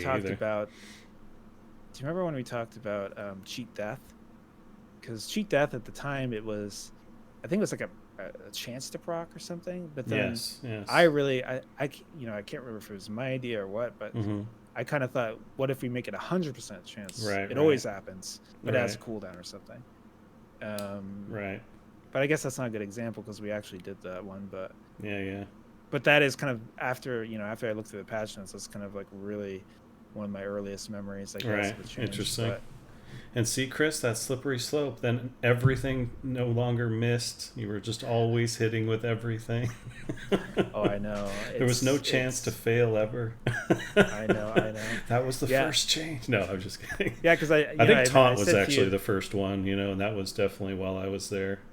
Sorry, which was? Taunt, because missing a taunt was that just pulled everyone's hair out in raids because it could get people killed and get entire raids wiped taunts. If you missing a taunt, right? So I think taunt was one of the first things we backed off on, like the miss chance. But 16% to wipe the raid. Yeah, that's how people used to sell it, right? kills Yeah, everyone and all of their offspring 16% of the time. It's like, geez, it's not that bad. Don't you have a backup tank? Can't people feign death? Like, yeah, man, I wish I could remember something. Do you have an example? Because I can't think. I don't remember. Yeah, there was a few times where I got upset, you know, and when I was really, really new. Right. Do you remember that one time? I remember I did a bunch of changes to Hunter, and I like tuned them a certain way. Right. And I remember the players were like, "Yeah, finally you fixed them." And I felt all good about myself. And then Chris like nerfed them. Right. I think Tom told him to nerf them or something like that. And Tom I got so livid. I got so pissed. You know, I should have been fired. I said some stupid stuff. But, you know. Wow. I don't remember that. Yeah. But yeah, you probably didn't say it to me. Yeah, you might not have been privy to that one. But right, that's funny. Yeah, and that's the thing about having passionate people is. Oh, for sure. You know, passion. I always tell people passion comes from, you know, the Latin word to suffer. Oh, interesting. And so passion isn't just a super positive emotion. It's also just, there's some downsides to it. There's some downsides of sometimes you get really invested in it and it doesn't go your way and you're pissed, or, you know. Yeah, it's funny because we talked about Zelnath, right? Alexander Brazi. Oh. And you two were kind of in the same space at the same time. We could, you know, younger designers that hadn't been there for too long, and that's why I don't remember anything about your tantrums, because his tantrums were always 1,000 times worse, right? Like, you always seemed like the calm, reasonable, I'm just going to listen a little bit and learn, and, you know, I'll throw in my opinions for sure. I'm opinionated and passionate, but compared to Alex, it was just like night and day, so pretty funny. Yeah. I mean, there's so many Alex stories. Alex is, you know, he's kind of a character. But you know what I really like about Alex in hindsight is that he was really passionate. Oh, super. And he challenged everything, which I loved, because again, it's like, it's really good to remind yourself and everyone else why you're doing a thing that you're doing, you know. And if you can't, you know, that's a good indication that maybe you should rethink it, right? Because context changes, you know, all the time, and so I loved him for certain things, but yeah, he was. It was just like you were saying. He was very invested, and so when things didn't go his way, that passion turned straight to suffering. Yeah, and you know, I think in hindsight, it's a better thing to have passionate, volatile people than people who are just complacent and don't really care. Oh yeah, you know, those are kind of the challenging people to have. Yeah, I tell a story a lot about a guy I met through my wife at the time. We had went to their house, had dinner with this other couple, and you know, her friend's husband worked in the games industry, and you know, we started talking, and he was like, in the same breath, he said, you know, I don't really play games. I love working on cars. And then right after that, he said, I can't figure out why our games don't sell very well. And I was just like, oh, right. Like, you might want to put those two together, brother. Because it's like, if everyone on the team thinks like you do, that's pretty rough. Yeah. So yeah, you're absolutely right. You want passionate people, and there's always a downside potentially there. Yeah, and Pardo always had this saying, which is just, you know, sometimes game designer or game developer burnout is just a thing. You know, everyone's going to go through it. For sure. But sometimes you got to watch out for getting burned out and then trying to make this game into something it's not. Yeah, you know, like, well, I don't like this game anymore, so I'm going to change it to this because I like that other game, you know. Yeah. And it's not good because that game has an audience. It has people who want to play that game, even though you don't like it. Yeah, for there's sure. people who like it, and so you need to be conscious of that and know when it's time to move on or to kind of take the back seat or whatever you got to do. You know, right? And I actually direct that criticism at retail at times because of the Diablo influence that I feel, right? From the individual abilities that, that I loved in Diablo that have been co-opted, for WoW, versus like just the combat times, how fast you kill legions of, creatures, and how clear times are really important. Whereas instead of like just getting through it, it's how fast can you clear it, right? Those are very different, for different games. So yeah, what do you like? What do you think about that? And also, like, what do you think about Diablo 4? I know it's really early in development. You probably can't talk about it too much, but it feels like, again, from an outsider, it feels like WoW has become more Diablo-like over the years, and now Diablo 4 is trying to be more MMO-like with the social elements and the community elements. How does that comment strike you? Yeah, I mean, I think that definitely is a thing. Some of it's hard to not happen just because, it's one studio and you have people moving between teams who Yeah, have for sure. different. They bring their sensibilities with them. Yeah. Exactly. And so you're going to get some of that sometimes. And sometimes, some of the things from Diablo could make sense in WoW or vice versa. I would say, though, that there's a lot of times I just kind of got annoyed by some mechanics from Diablo that crept into WoW. I'm actually not that big of a fan of Diablo. I just don't really like kind of the combat style. Okay. What I always loved about Warcraft's or WoW's combat is that it was more tactical, more cerebral. Yeah. You're talking about, okay, let's CC that guy, go around this corner, mind soothe those guys to get through them, whatever it is. That was kind of more my sort of sensibilities were to say the dungeoneering experience. But in Diablo, it's more about efficiency. It's more about AoE. It's clearing mobs, which certainly a lot of players like. Even in a modern game, a lot of the gameplay in dungeons today is corral a bunch of mobs, AoE stun them, burst them down. I can understand why players like that, but for me, I prefer, like I said, the more tactical, like you CC things. It's slower. Every fight is like an arena fight, 3v3 or 5v5, against AI, obviously, but so D4, I think I don't know all the features of the game and things like that, but you do see some influences from WoW in there.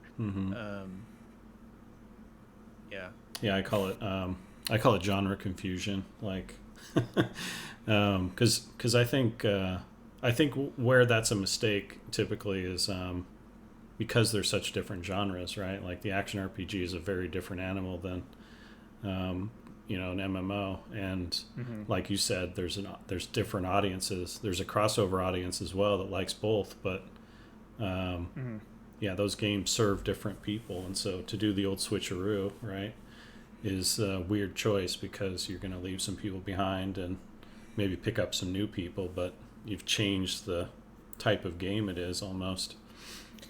Again, it's kind of like what I was saying earlier, just kind of you disenfranchise the player by changing the game up on them like that. Too much, right? I remember in Kata we intentionally made the dungeons like really challenging again. We designed them with the intention that players did have to CC to try to get like that old feel back, because in Lich King, towards the end of Lich King, this is when kind of everyone just AoEing all the mobs, and I think that's when the Dungeon Fighter came out. And that was kind of, you saw a lot of more players doing dungeons, and there's a lot more. I think the players they liked it. They liked being able to do the dungeon because before maybe it was more challenging, and now they felt cool because they could do it, right? But and also just people want loot faster, right? It's just human instinct, right? Yeah, exactly. Exactly. Or that's just fun. It's just fun to AoE, whatever it is, right? But there was this kind of conscious desire to bring dungeons back to that more original experience. But I think what happened was, kind of the mistake there was that the team, you could queue those dungeons through the group finder, and there was just it was such a stark contrast to the tail end of Lich King, which had a lot of new players to it. That they were just like, holy shit, dungeons are ass now. Everyone's failing, and so therefore there's something wrong with it. I remember when I was doing the beta for Kata, I was queuing dungeons. The tank, this is in beta, and the tank there would, run into the mobs, like pull them all, because he just thought like, it would just be like in Lich King, right? And then he'd die. And then he like scream at me like, "Where's my heals?" And I'm like, "Dude, you just pulled that entire pack. You can't." Better one of us die than 5 of us. And then your heal. we would just get into this little fight, and then he'd leave. and then waiting in queue, another tank comes in 10 minutes later, does the same thing, and so and I kind of told the team, I'm like, dude, you gotta play beta because it's a disaster. Like, I don't think we can't do this. We can't just let players queue into it like that. Yeah, random pugs and challenging content is a really bad combination. Yeah, but kind of the feeling on the team was sort of like, oh, they need to like learn how to do dungeons. The baby time is over sort of thing. And I'm like, okay. Right. And I think, in the live game, I think it's they just nerfed them because it was just such an outcry. Yeah. And you can't learn in that environment when people are just, when they can replace you and you can replace your team instantly or near instantly. You don't learn in that environment. You don't stick it out. Yeah, and in chat, people saying I love Cat of Dungeons, and it's true. Cat of Dungeons is one of my favorite expansion experience because I did with my guild, who are all competent. If you're in the guild, if you have a regular group, then you're working things out. Then that's an amazing environment. It was challenging in the right way, but I think the lesson learned there was, in hindsight, you got to have some sort of credential to get into those dungeons, a certain eye level to even queue through. Interesting. LFD or looking for dungeon, or you have to go to you got to get a group pre-made yourself and walk to the dungeon so that because what you don't want, if you're going to have players queue through the system and get in there, is probably has to be like a cakewalk.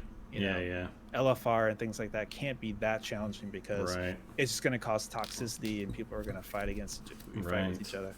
So yeah, that's so interesting to hear because, especially with people I know that I've worked with, like you and others on the team, I try to imagine, what it's like, to make, like, because I don't like the item level requirements on dungeons at all, but I'm still thinking in terms of the early game, right? And, what I don't like about them is it prevents players from finding a challenge level that suits them, right? You literally can't walk in the door, even though you and your friends are good players, because the game won't let you. And you're trying to find a challenge, right? It's almost like the item level is set high enough so that mathematically you're pretty much going to succeed. And so you end up in this kind of malaise of, repetitive dungeon runs that are just too easy for you because you're a good player, right? But hearing your context of why those came about makes a lot of sense to me, right? It seems like a natural progression. Like, obviously, like you're saying, people didn't really look at the core cause, which was we have this weird combination of instant grouping and challenging content. And within that combination is actually the problem. It's not that, the content's too difficult. That's not the problem. The problem is the environment has changed and evolved to this one where people are in and out constantly and there's no stickiness to the social interaction, and that's an environment where people can't learn and grow and figure stuff out and have a good time doing it, right? And so hence item level requirements, right? And it's like, okay, that fixed some part of it, right? But it also led us down another road of like, now everyone's can do stuff and at a point where most of it's really easy for most people. So it's always fun to hear like the context, because I've obviously lost track of the context for over a decade, right? So I love hearing about that kind of stuff. Yeah, one of the interesting things we tried, which was actually one of my suggestions, was to I thought, I love X-Men, and in X-Men they have this like concept of the danger room, where they all kind of like fight against each other, against bots, and kind of work on their tactics, sort of thing. It's like a gym, right?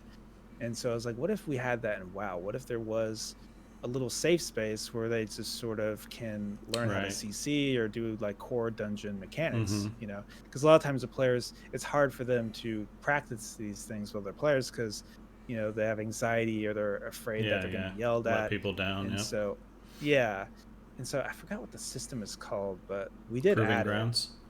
Proving Grounds, that's what it is. But what it turned into is it turned into another content system.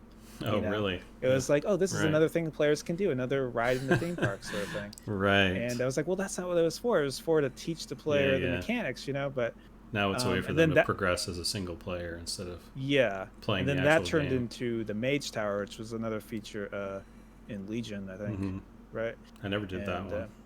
Yeah. So, but yeah, it's really interesting because, yeah, I don't know. Yeah, it's so funny to hear again about the background of that stuff. I think when people think about these things, they think, why did they ever make that change or whatever, right? They think like even I do. Like even with my experience, I'm still in a vacuum in regards to a lot of this stuff, right? Because there's a million things going on within the context of the design you guys are working on that's behind the scenes that people can't appreciate. And there's a million influences that we don't understand because it's always from our personal perspective. And obviously our goal is to make sure that you make a game that is satisfying to me first and everyone else can screw off, right? Yeah, I mean, all these decisions are always made with the best intentions. Yeah, for sure. I've never doubted that. Yeah.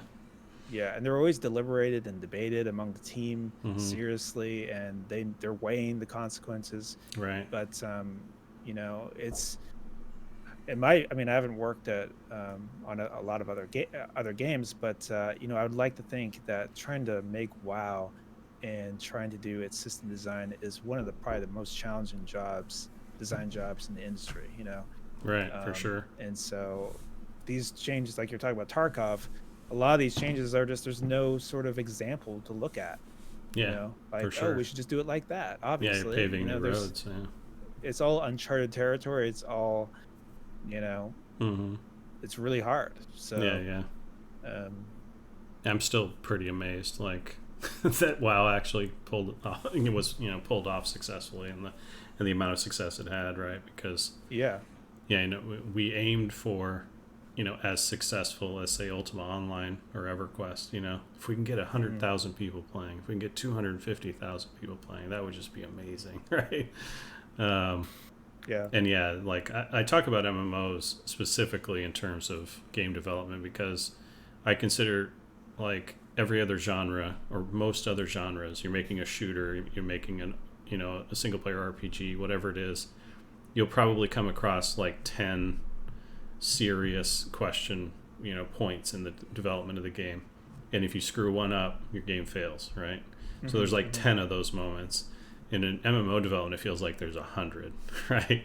Every other game is 10, but in MMOs it's like 100 because everything is so interconnected and you're trying to do so much and everything is just so massive in scale and scope, and it's so easy. So that the fact that we got through those 100 questions sort of reasonably well, right? In some places we answered them perfectly, in other places we answered them well enough, but no massive mistakes, right? Is still kind of mind-blowing to me.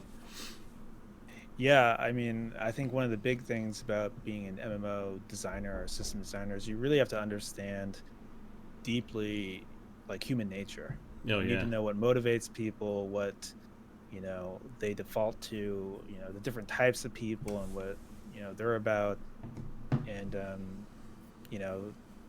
I think a lot of times the designers, they're like, why are the players aren't doing my design correctly? I wanted them to do this and they're doing that, like whatever. But the thing is,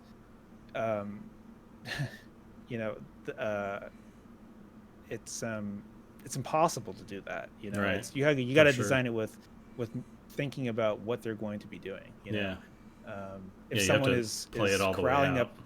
If someone and its impact on everything else that everyone else is doing. So that's the other thing you hear all the time, I'm sure, when you read in the forums and listen to people. All they have to do is this. It would be so simple, within the tiny little corner of one space of one system. It's like there's never ever an impact that's felt elsewhere in the game, or So just sometimes you'll hear designers.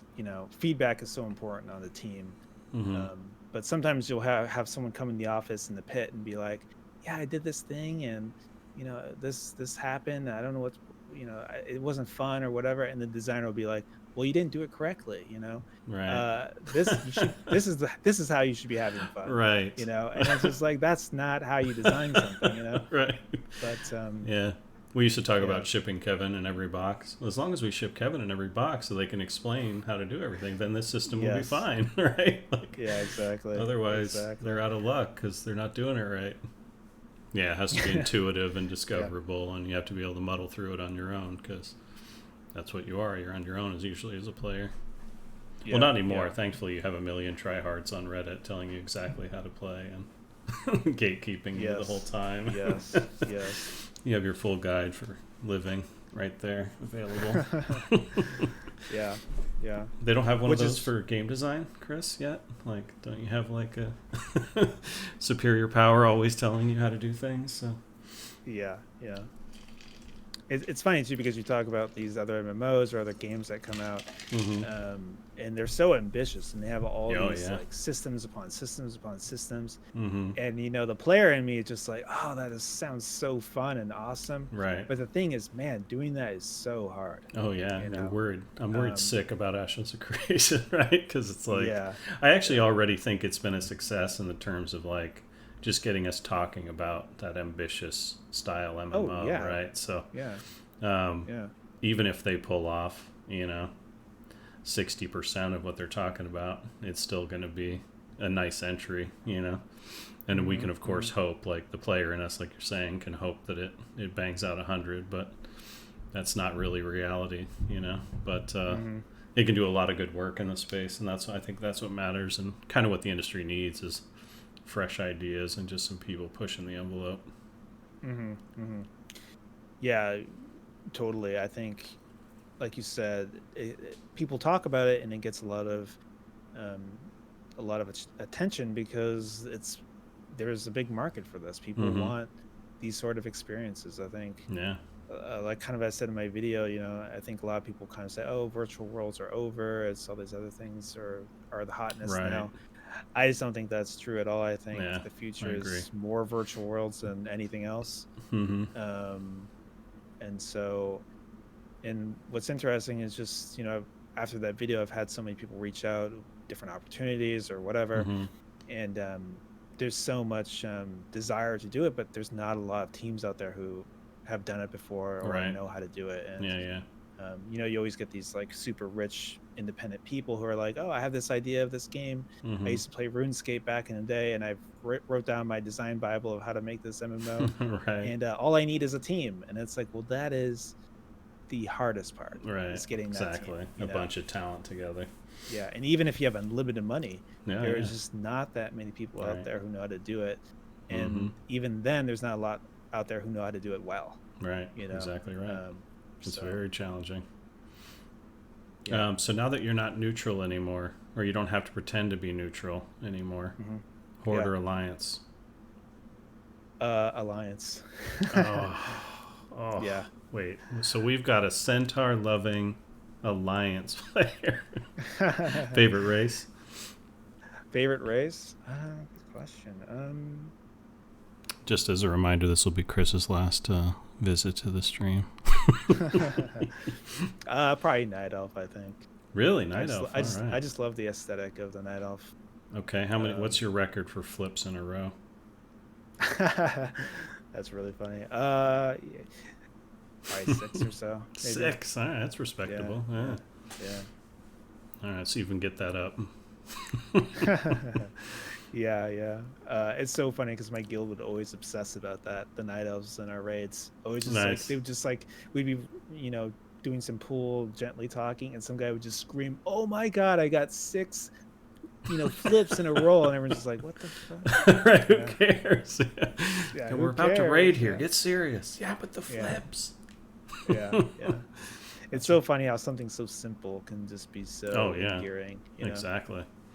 So Yeah. yeah, on that note, how did the animation changes strike you in a lot of the races?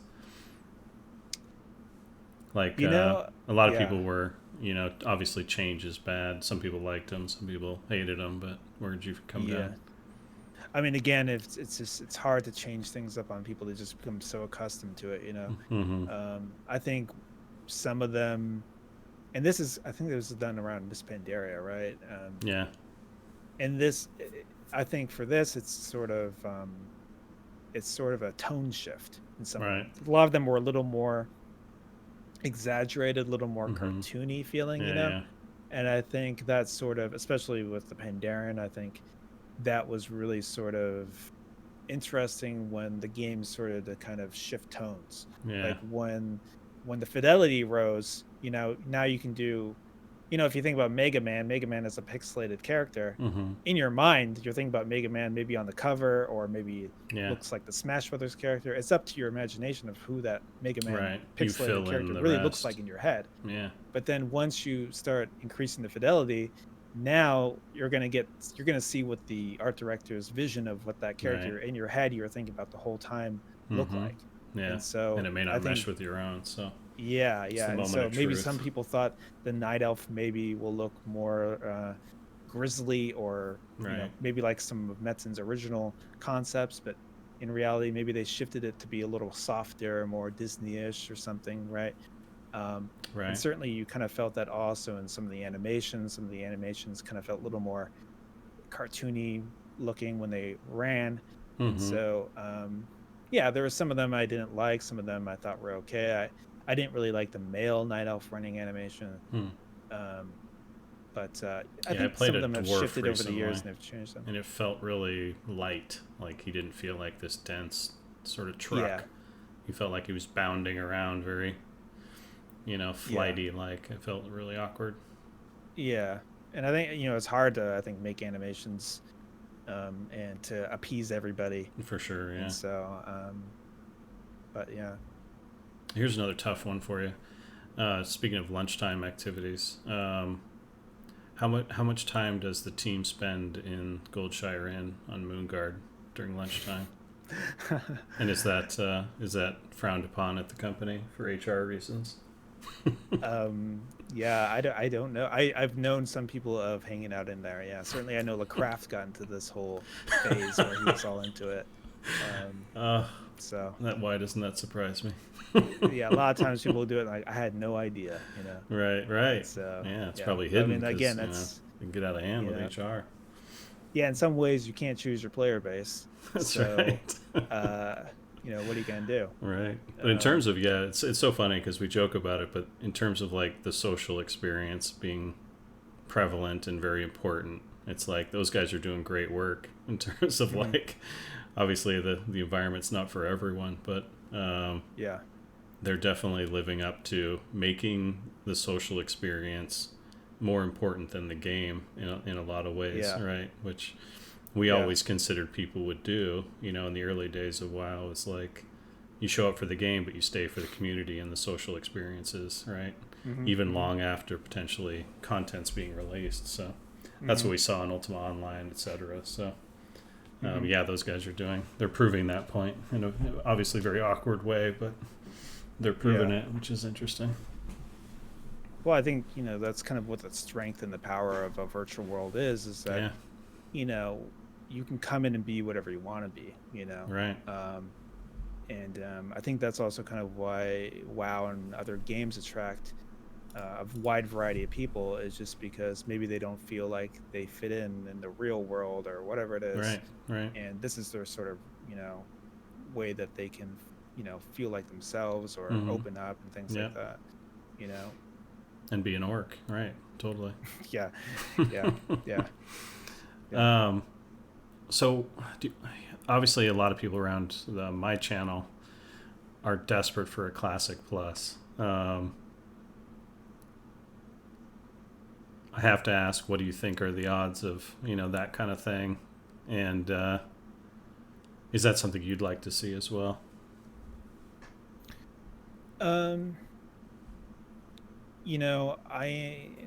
I'm attracted to the idea. There's a lot of people in the well, maybe I shouldn't say that, but I know people who do think it would be a great idea. Some people on the team, I know certainly there's fans who really are into the idea. I can't say whether they will or won't. Right. I definitely think there's a lot of challenges to doing it, though. A lot of them are, does the team know what a classic, say, plus experience should be? Right. You know, that would be one of my first you really worries. And so, do I, how confident I am that they could do that? I don't know. You know, Right. I definitely think there's a market for it. I think, Mm-hmm. and in some ways, again, this might be you think you want it, but maybe you don't. Right. It can come out and it can be disappointing. Yeah, It for could sure. ruin kind of. In some ways, I feel like, Ian and the director's sort of vision with Classic was kind of just like, when in doubt, just trust what the original was. Right. Just No, the try no to keep changes it idea. as the no changes thing, right?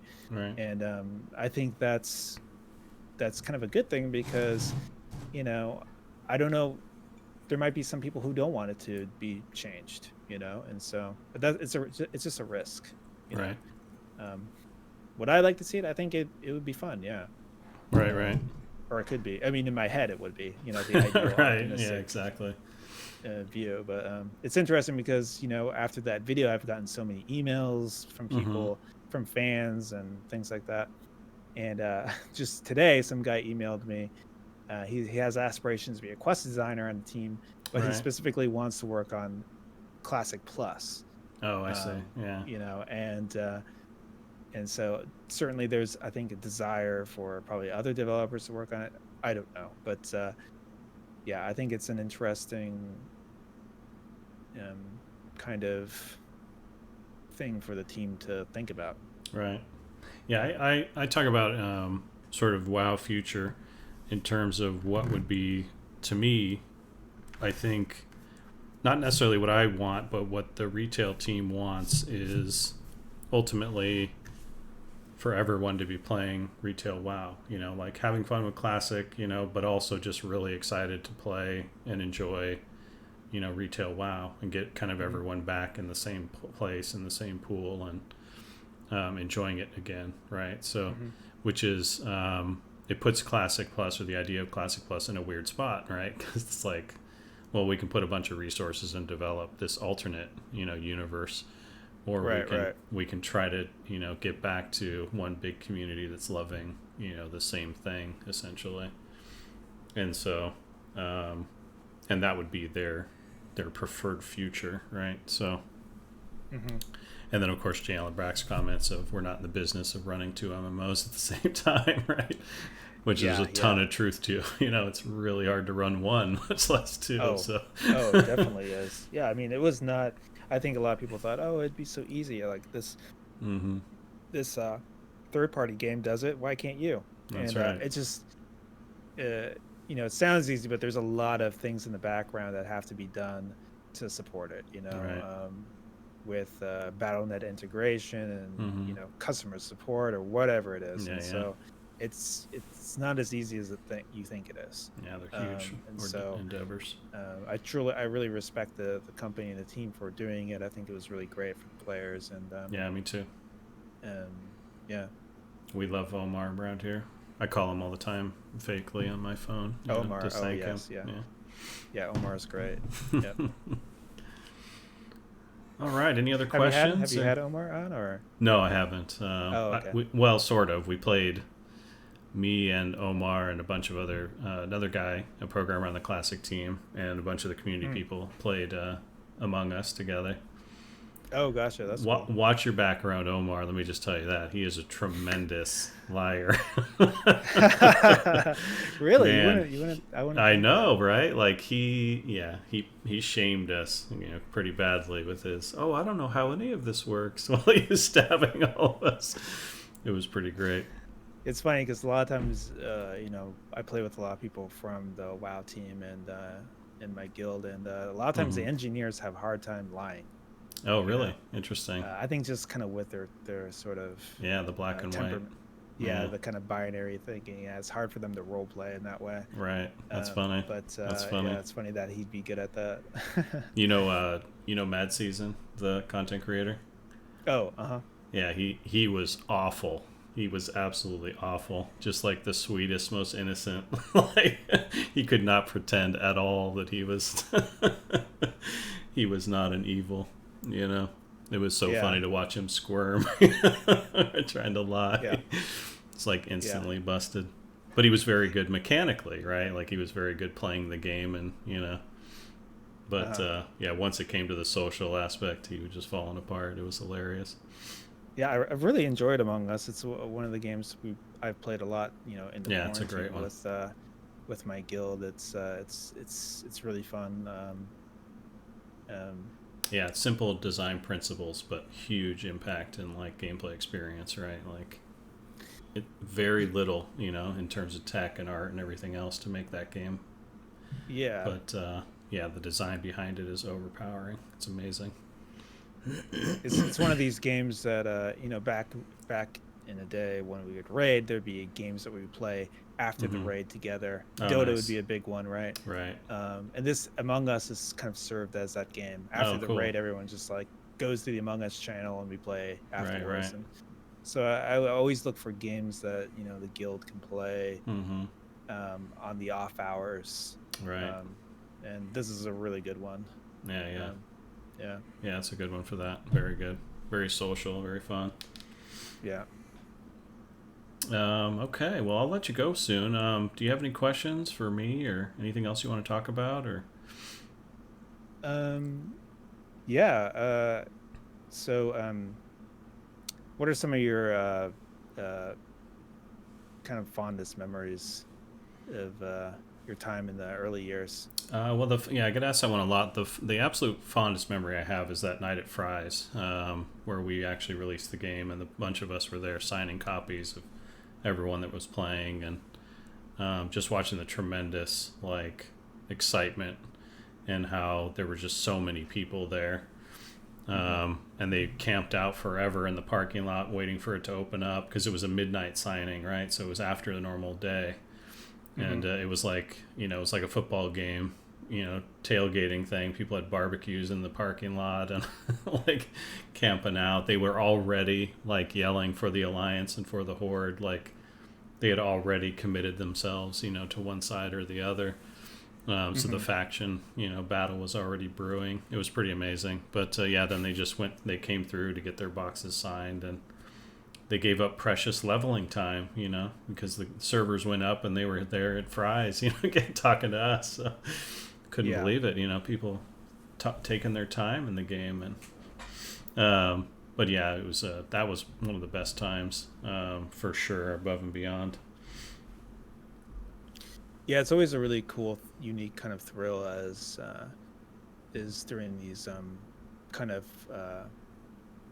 what are they, like opening nights or nights, but the signings and stuff, right? Or you have so many people come by, and they're so passionate about the game. For the sure. game means like so much to them. It's it interesting because you, a lot of right? times, because a lot of times people say, well, it's just a game or whatever, but yeah, right. it really isn't. No, not at all. It's a deep part of a lot of people's lives, and part of and they have so much story and history from the game. There'd been some reaction to the video of like, who are you to talk about the game after you leave? You should just whatever. But the video in some ways too was cathartic for me, because it's 13 years of my life. It's like really my all-time favorite game of all time. It's professionally and personally, right? Yeah, and so it's not just like a job, For sure. I talk about it as one of my kids. I have 3 girls, but I also have a 4th kid, named World of Warcraft. Because that's, just until recently, I had put more time into it than any of my kids, right? So, it's up there, Don't let my kids hear that, but it's up there, like it's just maximally important to my whole life and my career and everything else. So, also just to touch on like the fan meetups, whether it's at BlizzCon or anything else, like how invigorating it is, because I'm sure you can relate to this, of that, like the day-to-day grind, and talking about, what's wrong with the game and how things are broken or things aren't working out as you planned, and you just sort of get into this like everything's on fire sort of mode, right? Yeah. Everyone hates everything because you're reading the forums or whatever it is, and then you Mm-hmm. go and talk to 100 people in an event like BlizzCon or Yeah. something like that, and it's just like everyone there is so positive and loving it and having a great time, and they're energized, and like you leave that place and you're like so excited and to go back to work, and ready to double down on your passion as well as theirs, and Yeah. to make the game even better. So it's amazing. Yeah, it's always funny when someone will I've been a gamer my whole life, and Mm-hmm. grew up with the internet, and played WoW since the beginning. So I'm fully, I've heard every negative thing ever, and so Right. everything really rolls off me. Yeah. And so it's always funny when people kind of tweet me or like say something to me or whatever, just Mm-hmm. like your design sucks or whatever it is. And the Right. thing is, for a lot of developers and designers, we hate our stuff way more than you hate it. Oh yeah, for sure. We are our worst Critics, yeah, for sure. critics, yeah. And so there's nothing really, if you hate it, well, I hate it even more. So That's right. yeah. Yeah, again, the comparison to my kids, it's like, I don't like it when my kid grows up to be a serial killer. That's not a cool thing, right? So I'm gonna be real feeling a lot of shame, when things go awry. Right, So yeah, right. heavy investment levels, right? Mm-hmm. Mm-hmm. That's so funny. Yeah, true. Like I always tell people here, I've survived the class forum, so I can manage a little bit of heckling in my channel, right? Because it's like, Yeah.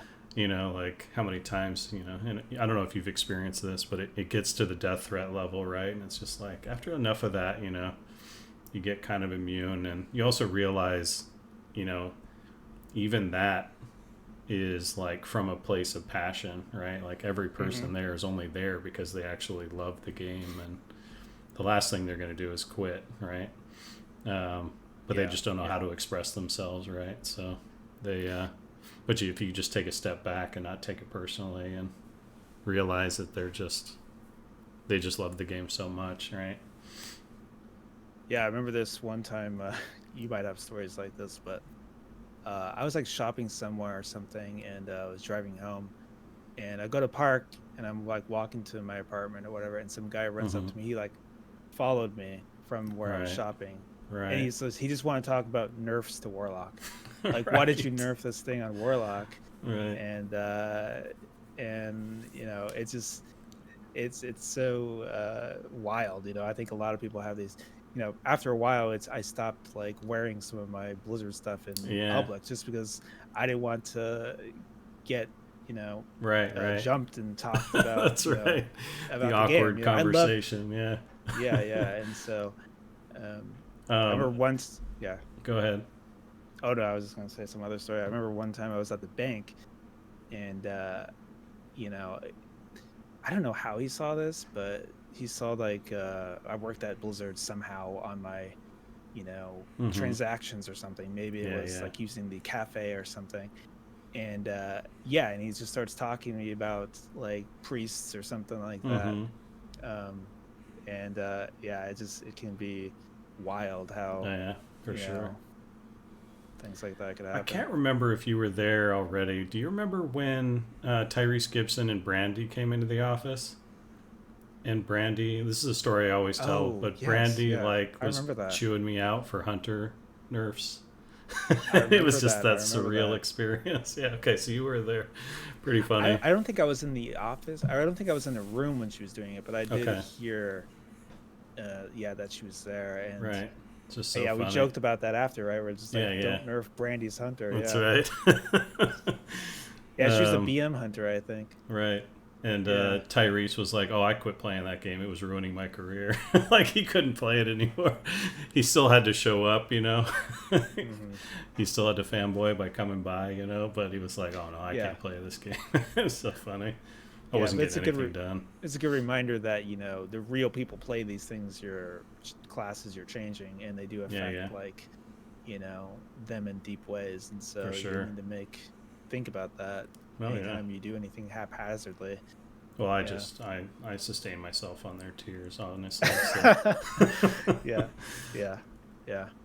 But yeah, it's the difference between what people think of us, working behind the scenes, and what in reality, like you were saying, how we hate our bad stuff more than anyone. So true. But the conspiracies theories, of like, that I still hear to this day, of like the retail team's trying to destroy WoW so they can make room for WoW 2. It's just like, what are you talking about?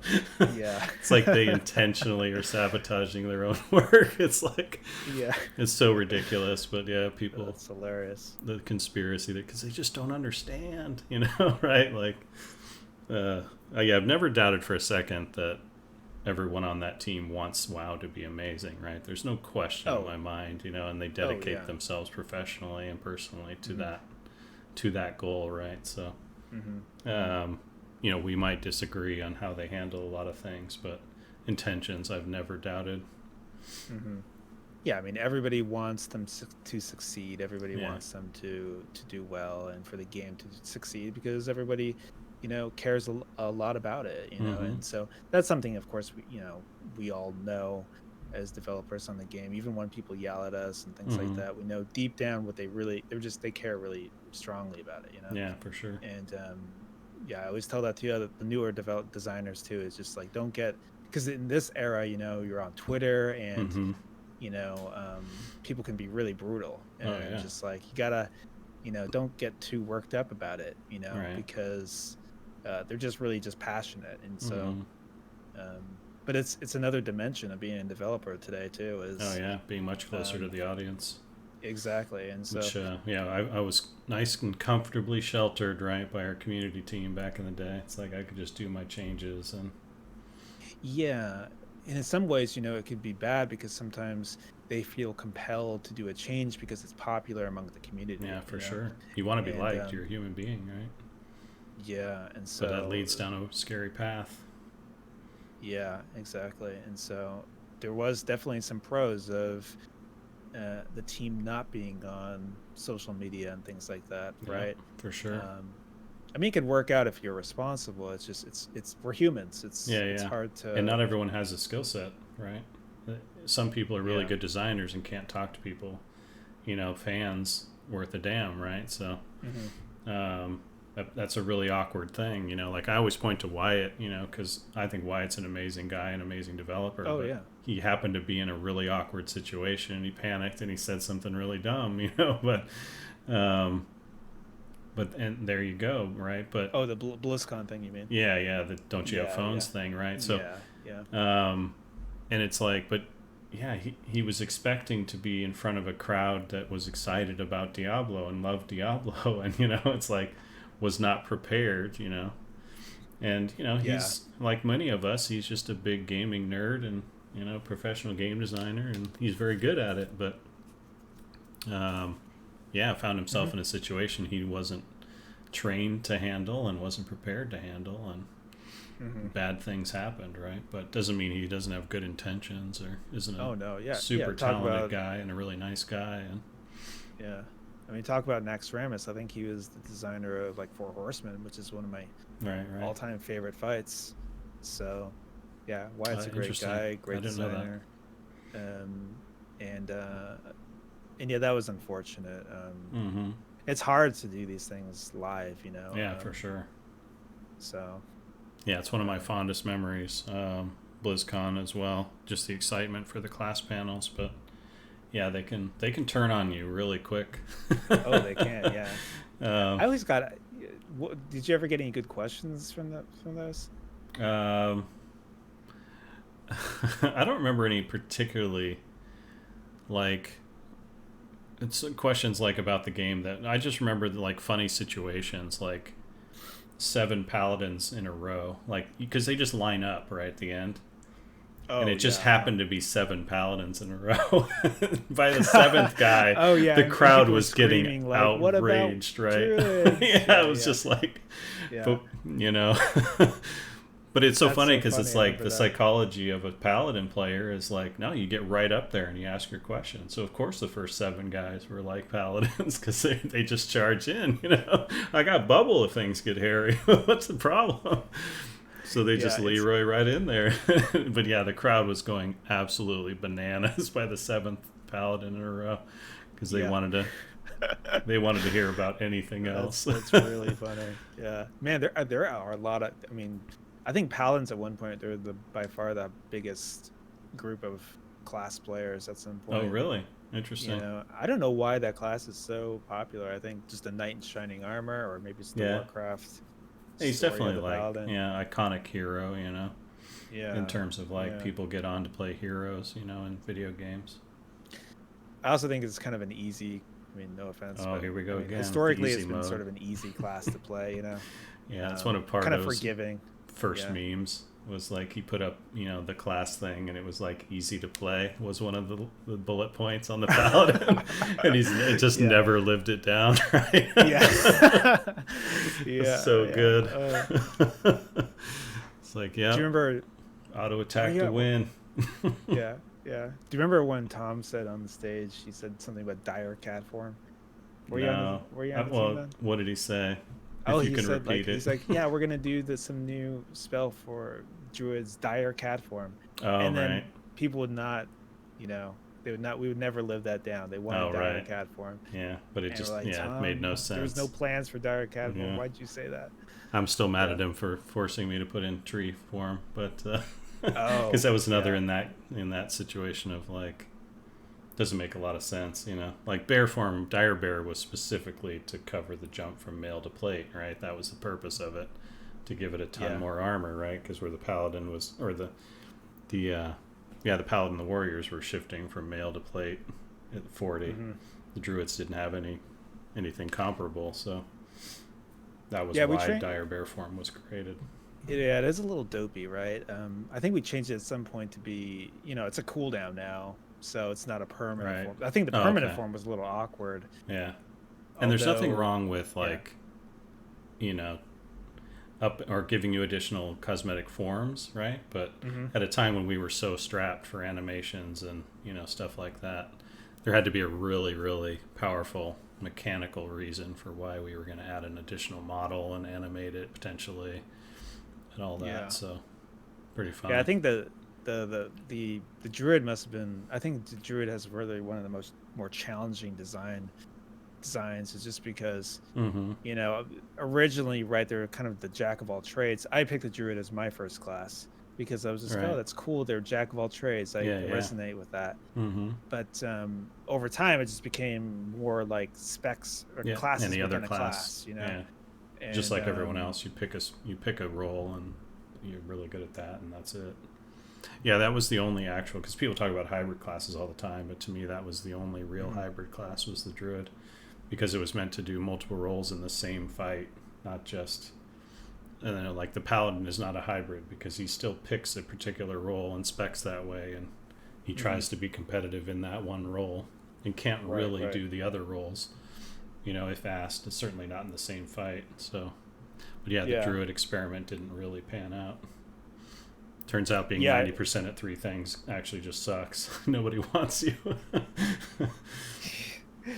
What's funny is I also, the other reason why I picked druid in the beginning, maybe you could answer this, is on the website it said that you could have crow form.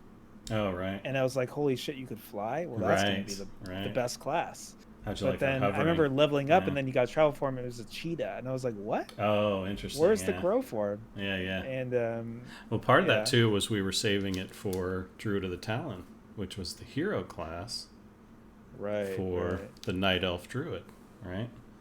Whereas Druid of the Claw, which is the Bear Druid, the Super Bear Druid from War 3, was for the Tauren. Right. So Did you ever call the Better Business Bureau about that? Clearly. I felt screwed when I got that level. I think it was 20 or 30 or something like that, and but it was cheetah was not so bad either. But early movement speed, not so bad. But it's tree forms. The other one that's dopey, I always thought, was the Moonkin. Yeah. What do you think about the Moonkin in hindsight? Well, I thought it was better than like the giant stag, which was one of the offerings, like almost like the on all fours, with the giant antlers, and I was like, this thing's going to be nuking things? I don't know about that. So we didn't have too many options. It took a long time for some reason to get Metzen and Co. to like pitch cool ideas, you know, from because it was sort of an artistic standpoint first. And I was just excited to get something finally. And I was like, okay, yeah, like, yeah, he's bipedal. Right. He has casting anims, right? He runs out of mana instantly, so no one's going to play him. This is fine. But no, it was an interesting thing, just how long it took. I don't know, like, I still don't know why it took, you know, and I certainly don't have any great ideas in terms of what should a moonkin look like, you know. Maybe that new zone in Shadowlands will give me some ideas. What is it called? The new zone? The nature Ardenvale? zone. Ardenvale, yeah. Maybe that'll give me some yeah. new I ideas. wanted to ask you. So, what do you think about Shadowlands so far? I've saw you've been playing. Feels like you know, more of the same in terms of like the BFA approach or the more modern approach, which is there's a lot of social stuff missing. Like I'm running through single player driven. I'm getting phased a lot, and Yeah. you know, like not a lot of opportunities to meet people. A lot of people that are running around. This is probably my low pop server. I'm on Scarlet Crusade, but there's actually a lot of Horde. I see more Horde running around than I do Alliance, which is really jarring and makes it really difficult to socialize in any meaningful, long-lasting way. By some miracle, I did actually make a friend, and it was one of the. This is how simple, you know, this thing is. It was one of those suggested 3 players, and I couldn't solo it, right?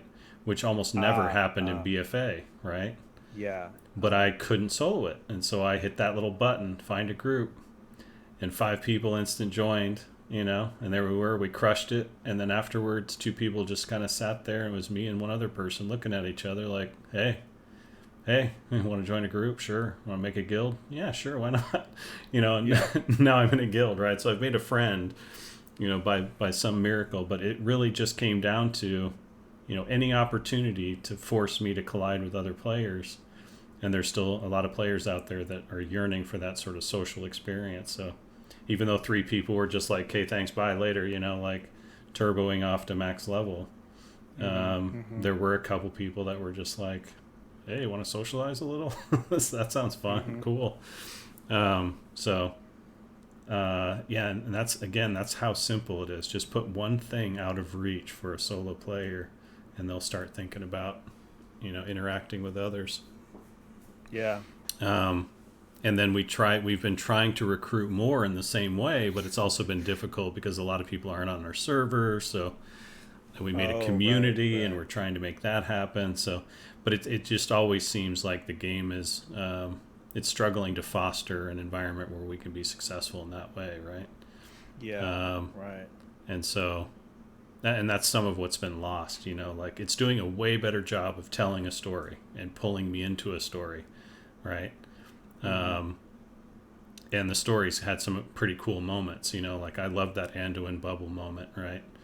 That was really cool in the Maw, you know, early on. So, there's been some pretty cool moments, but it's just, again, compared to like the old school philosophy, it feels very different. So,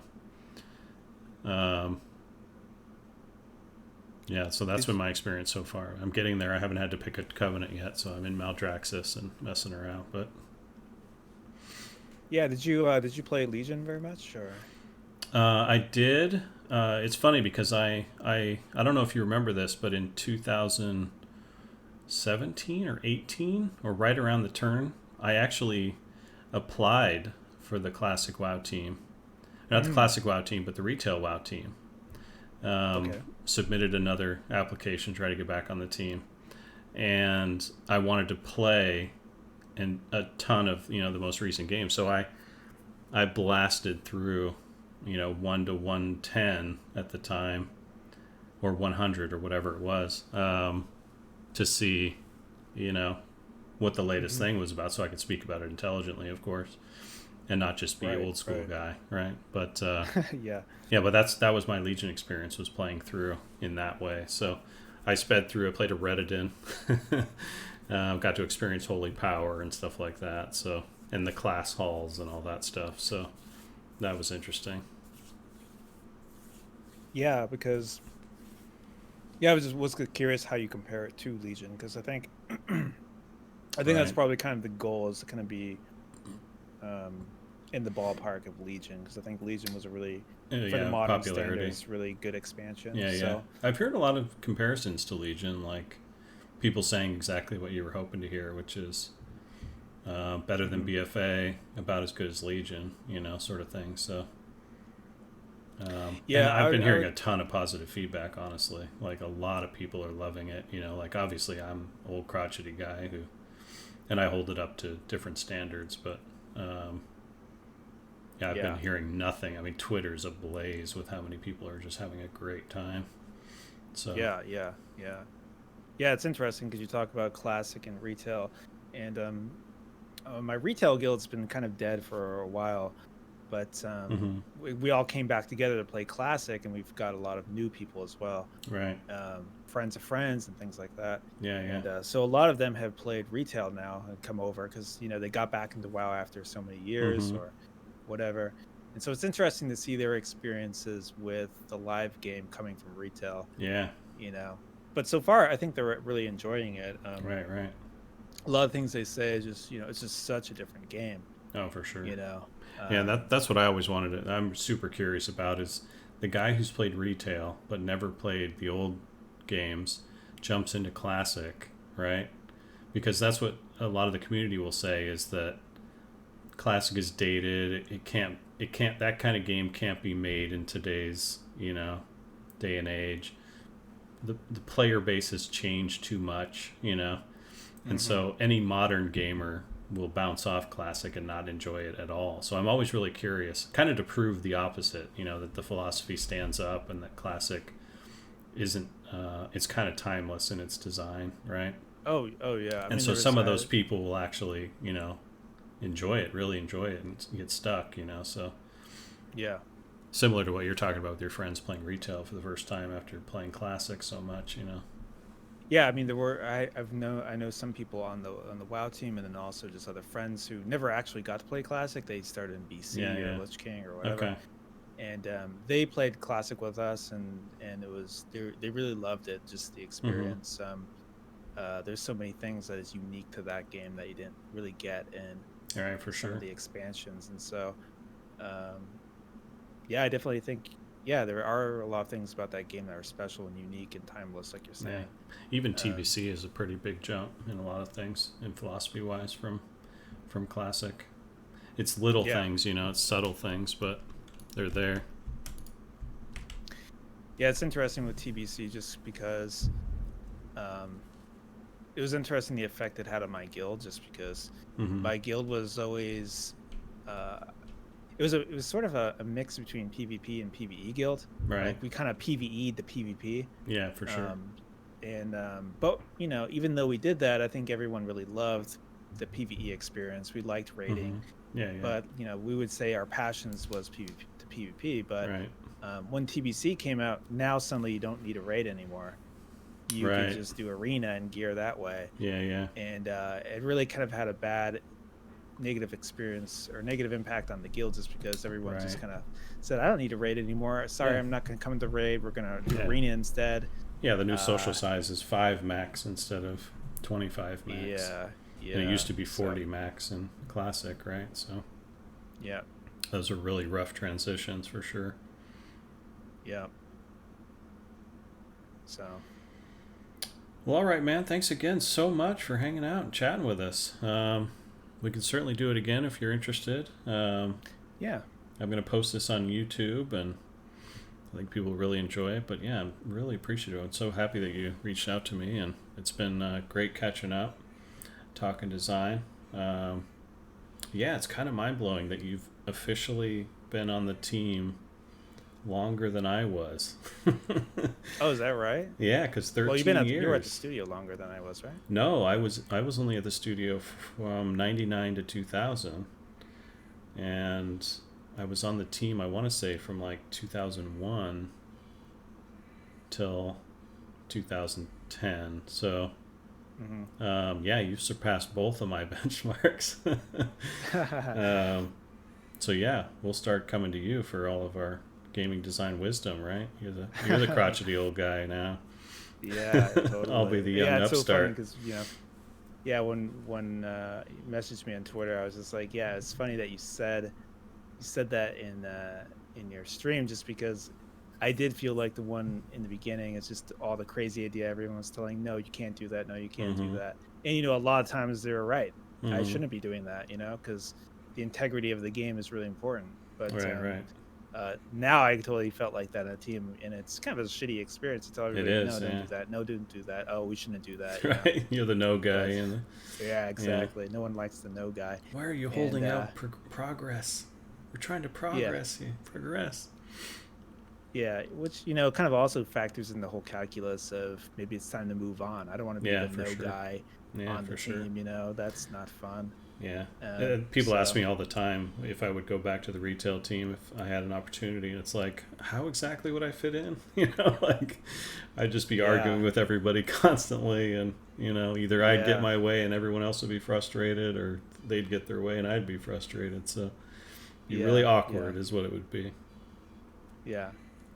No, but I mean, if you were on the team today, I think it'd be a positive thing for the team, of course. I think really what they need is what's important is to have a diversity of opinion, diversity of thought, and philosophies, and right, if they're open to it, for sure.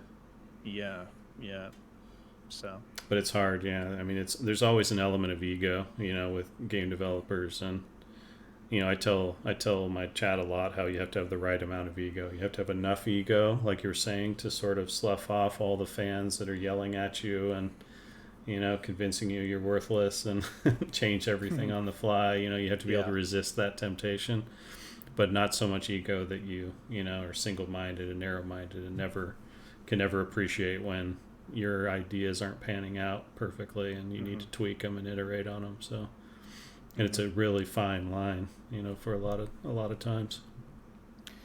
Yeah, well, I always felt like my duty is to to the player, and for sure, to the what the mission and vision of the game originally was. And so I always try to do everything in the game to that, and so I think you did the same thing, and that's ultimately what's important. And if the game is going to continue and do well, I think everybody needs to be working on the game in that sort of way. Yeah, well, I can certainly pass along and I'm sure you've heard this. But people are just a little bit sad that you're not on the team, like that voice, that they can appreciate, right?